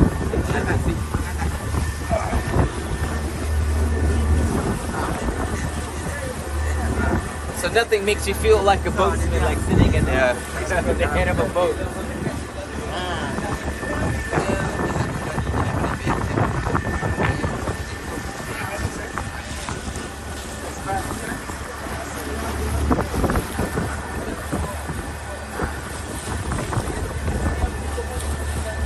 As you can see, mostly in front of me right here is like mostly lush vegetation. It's like literally an untapped part of Malaysia. It kind of gives me that feeling of like what Malaysia would have looked like if we didn't have a lot of development, if we didn't build our cities. It's kind of interesting, you know. It's I don't think most people really like realize in Malaysia we have a unique jungle system of rainforests and unique biodiversified trees, something which are literally only unique to us. You know, I mean, people say that the Amazon forests and stuff are the lungs of the earth. That is true. It just happens to be the largest, but also the second oldest. And so some of the oldest and second largest are within Southeast Asia as well, and within Malaysia. Of course, most of it in the Sabah Sarawak side. But like now that we're here in Perlis, we're sort of having a little glimpse of a different time. You know, almost like an ancient Malaysia, so to speak. You know, back in the days when all we had were paddy fields and agriculture. You know, we weren't so much on the industrialization side. So I guess that's some of the things that Perlis has to offer, you know, for those, you know, because Kedah was more about heritage and the politics and the foundations and the blood that was spilled to form kingdoms within this country, a kingdom that's 400 years younger, 400 years older, so not younger, 400 years older than Malacca in itself. So Perlis, it's almost like a time capsule, except for some of the more modern infrastructure and buildings, but generally everything else, it's like going back in time and be like, this is what Malaysia was. So you can imagine those who have Malaysian ethnicity, regardless of what specific race ethnicity is. If you had ancestors here that either came as traders and decided to go into agriculture and settled in some of these lands, this is what they had to contend with, you know. And once upon a time, as far as I knew, you know, this is how you used to own land back in the day, right? So back in the day, you would come to a place, a kingdom, provided that you were allowed by the king, and you would then clear off a piece of land, as much as you can clear off. The more you clear it off, the more of the land is yours, because a lot of the terraforming, the clearing of all these vegetation to even make the soil fertile for planting anything, even rice paddies or fruits or anything. That takes quite a bit of time. And once you do that, and only then you truly own the land. Because it was just so darn hard to do. They were just like, oh, you did it, you cleared it, fine, the land is yours. But this is way back, way back. So that's why, like, you have a lot of families who own, especially in Perlis. Hairul was telling us on the drive here. Sorry, a little bit of a burp there. On the drive here, that some of these families, they inherited a lot of these properties. So on paper, they are wealthy because some of these properties are worth so much more now. Local names, ada species of duck. Local species kita panggil 𝗕𝗲𝗆𝗍𝗍. Itik 𝗕𝗲𝗆𝗍𝗍. So itik ni adalah spesies yang rare dan sedikit terancam. So dia memang suka lihat tasik-tasik kolam-kolam. Itik ni unik. Dia nampak orang atau dia suka jauh daripada manusia. Dia nampak orang Islam. Lepas tu dia timbul sana. Islam sini timbul sana. Saya ada jumpa tapi dekat sana tadi. Which is very unique. Dekat bukan semua tempat ada. Sebab dia macam spesies yang dah terasing terancam, hampir pupus. So, species 𝗵𝗔𝗍𝗍. Itik 𝗵𝗲𝗆𝗍𝗍. I know, actually, I was like, it's the air, you know, I was like, what, 𝗵𝗵𝗆𝗆, wow. So basically there's tiba-tiba 𝗵𝗵𝗆𝗆 duck, 𝗵𝗵𝗆𝗆𝗆𝗆𝗆 Okay, this is jalan raya lama. So this is an old highway. Kosong je laluan tu, tak ada rumput. Sebab dia jalan raya lama. Tu, yang kosong saja alur jalan. Yang tak ada rumput. Oh, okay. Dia bersambung ke sini. Jalan dia. Ni yang kosong, dia tak ada rumput. Ni jalan raya. Dia. Ini jalan raya. Ni jalan raya. Bawah ni kampung, ada jalan raya. Lah. So, the secret world, 𝗚𝗲𝗆𝗍𝗆. So this is a hidden highway underneath the water. If you notice where there is no grass growing on top of these are roads. Connect to another road sana on your right. So we're traveling on a highway by boat filled with water. So ni nampak macam roundabout. Was it a roundabout?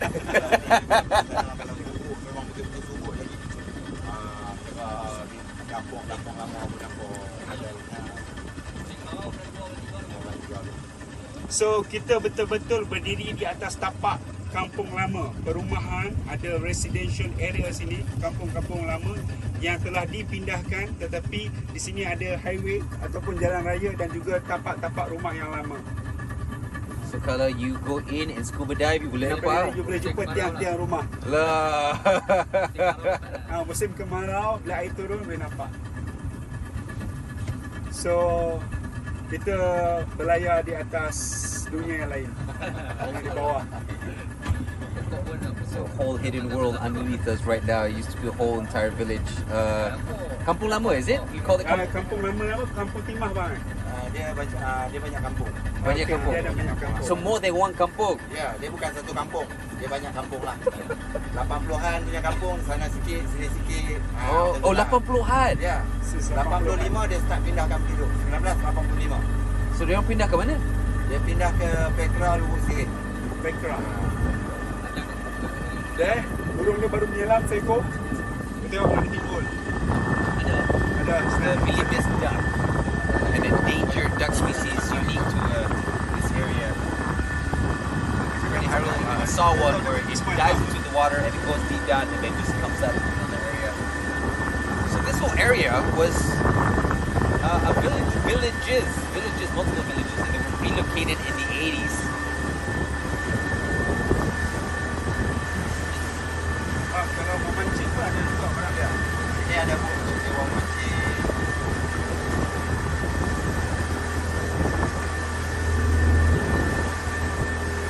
We're going to be shifting to a brand new spot in front, and special thanks to everybody on Facebook. We're going to be taking a short break and of course show some lovely commercials from Tourism Malaysia. Special thanks to everybody at Tourism Malaysia that also helped us put this together. and everybody at Penang again. So here's some commercials from them. We'll be right back. We're still live streaming, but we're going to be back in a few minutes.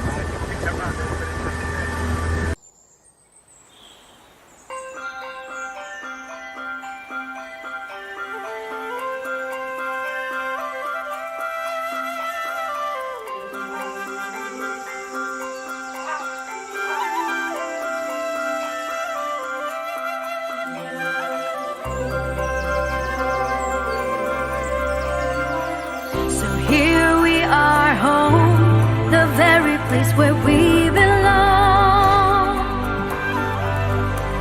And now the moment has come, the starting of a brighter, brand new dawn.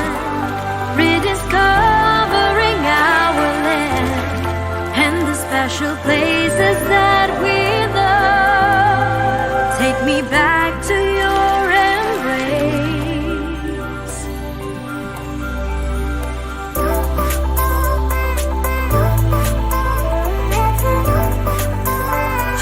𝗕𝗲𝗆𝗆 Malaysia.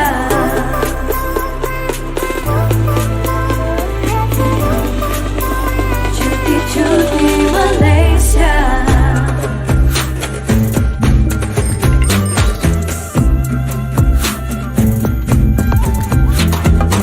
Another time has come to rediscover the land of wonder.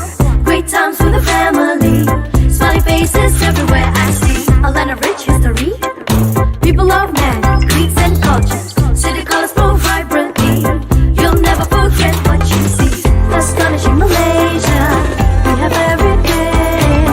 Astonishing Malaysia, a place of your dreams. Let's go on a magical holiday, creating sweet memories, lighting up your day, rediscovering our land and the beauty that surrounds us all. Times we'll cherish forever.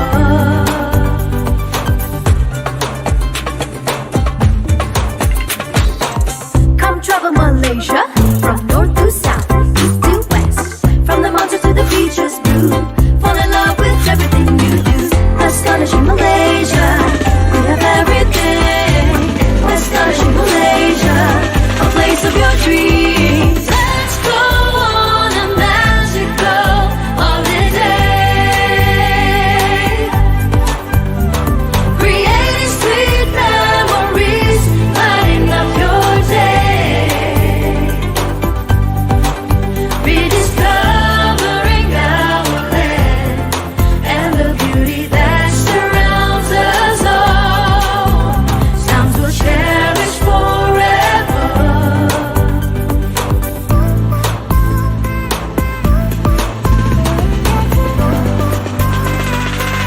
City lights, Kampung Wai, you know we have it all.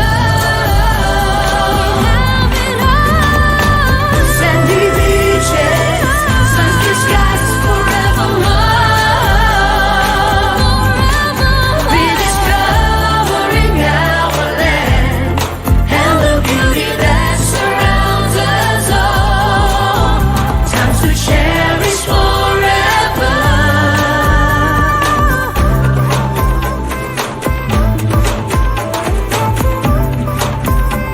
𝗕𝗲𝗆𝗆 Malaysia.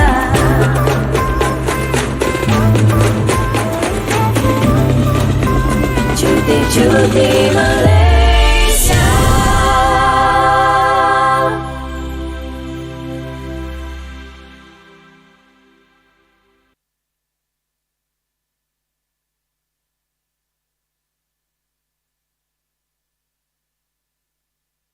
Because this is a very scenic area. Satu, dua, tiga, dan satu, dua, tiga.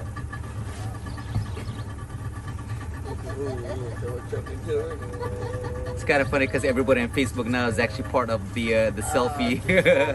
So everybody here on Facebook, welcome back. So we have arrived at this very unique floating island here, Pulau Burung. So it's actually called Pulau Burung, the island of birds, because what happened is that behind me during every evening, the birds will fly back to nest and sleep.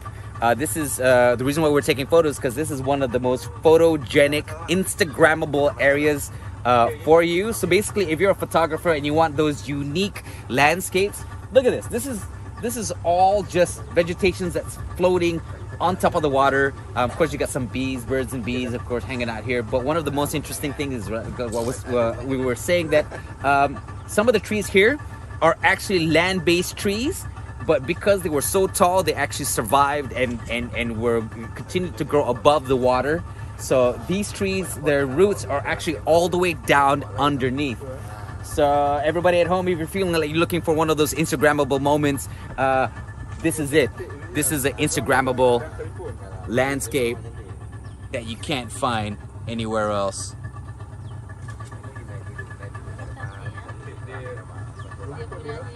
Macam ladang-ladang tu belakang.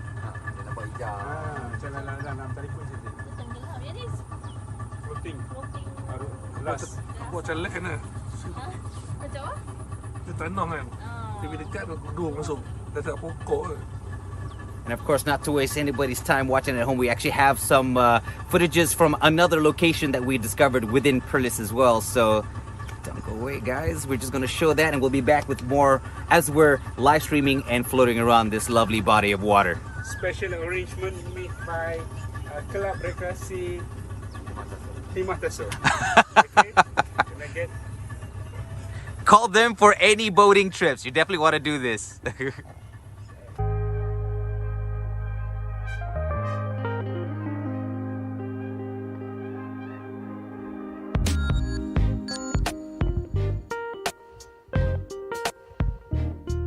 in 1973, these guys were the winners of a talent contest, and here they are as a mural on the wall. I don't know who the burglars are, but now I do. I'm probably gonna Google them after this.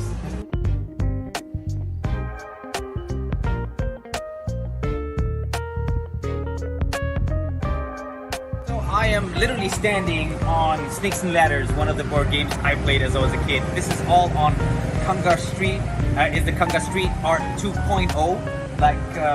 Like in Penang, you have the murals, but this is like a whole lane with mural overload from the ground straight to the top. There are art fixtures, all about the life and memorable moments within Perlis, the history of Perlis, which is what people don't realize is actually quite colorful as any other state within Malaysia in itself. And of course, for those of you who are watching the live stream, this is me, a pre-recorded thing. Of course, it's night, but we'll be going back to the live stream real soon. But before that, I just want to show you guys this. You know, like on the walls, everywhere there are information about bands who won band tournaments. You can see Malay bazaars and what life was like back in the, I'm assuming maybe 60s or 70s or maybe even the 80s. I'm not entirely sure. You know, dices and over on the wall there, little elements of what life was like here. Not to mention, okay, there are also a couple of these, like a man with a newspaper stand. There's also someone over there running a bookstore with a Kasim bookstore. These are actual business and establishments that are here or were here at some point, and people remember them, and the artists who drew these murals brought them back here for future generations or tourists like myself and all of us at Penang Hidden Gems who are on this trip to learn about the people of Perlis. And this is like one of those, although it's art, it's a very beautiful cultural exchange. So I would highly recommend, if you're watching this live stream, this video on the live stream, that you put Perlis as one of the places that you would visit in your next, I don't know, jalan-jalan, you know, makan angin trip all over Malaysia. And of course, back to the live stream. Oh, ni untuk apa? Ada kursi semua. Check it out, you got MacGyver chairs straight to the side.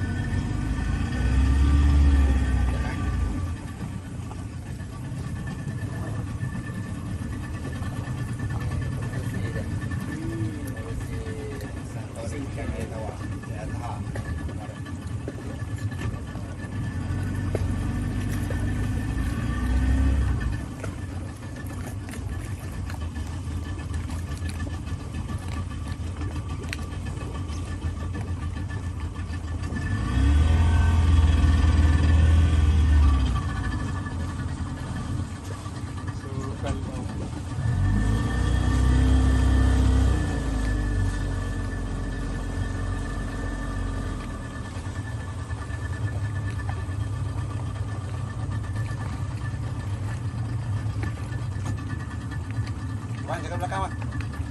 Jaga belakang kayu. Jaga belakang kayu.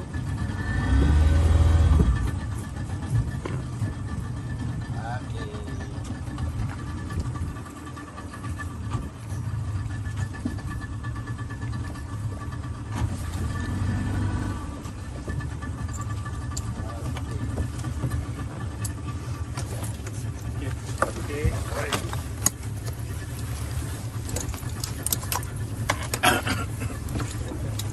Sekejap, untuk fish sanctuary.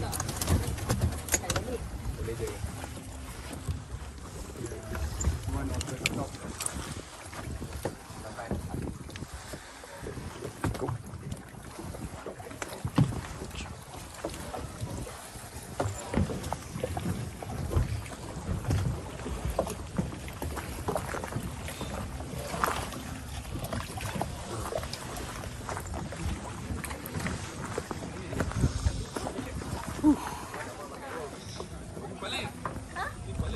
So here we're at the fish sanctuary. Are we live still? Okay, all right. Just making sure. Okay.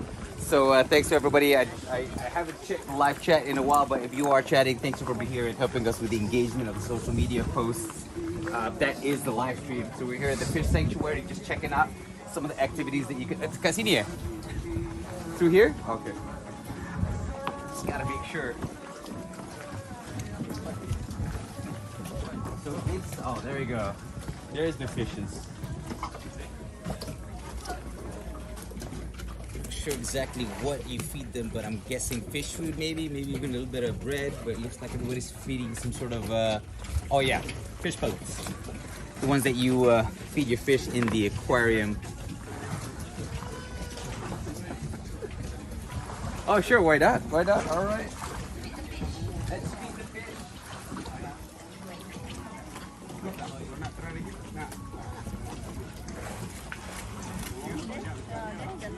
All right. Clear water fish, eh? Clear water fish. Here, fishy, fishy. Whoa. I guess it go a little crazy.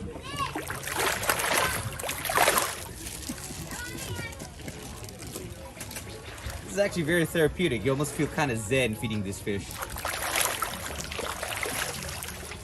Let me throw one right in front of the camera. Let's see if we can get a good view. Where are we at? We're right there. Okay, let's go.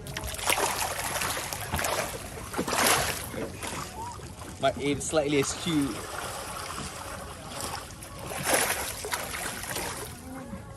Okay, a little bit on the top. I'm using the grid of the camera just to. All right, cool. Ah, man, there you go. Can't shoot, good sir. All right, so that's. Oh, yeah. Let's throw some fish here. Let's feed them. Okay, let's see. Let me use the. What? Oh, they went to the other side. Okay. That was actually kind of weird. All right, let's.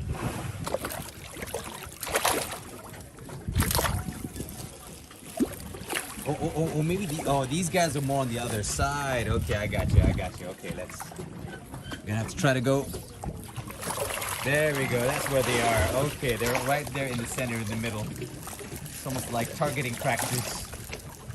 Let's make this like a video game, first-person shooter style. Okay.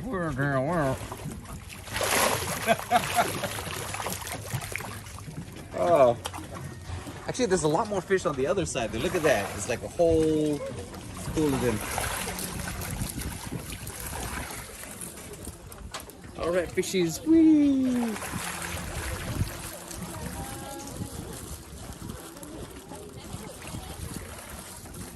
It's probably good for a family days out, and I'm sure if you got little kids that go crazy, they're like, "Oh my God, fish!"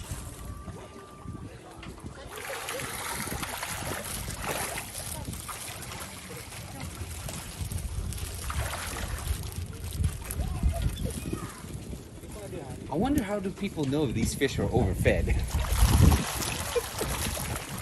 Don't they eat until their guts pop out or something? Or do they just get fat and you're like, you know what? Time to cook them. But what I'm thinking is that like so many fish here that not every single fish gets a handful because they're all fighting for it. All right.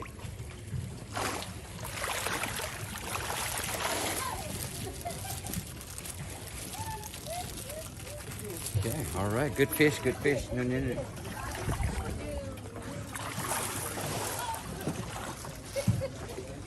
All right, since you guys didn't get a lot, I'll just like, well, all right, there you go. Oh, run, feed for you guys.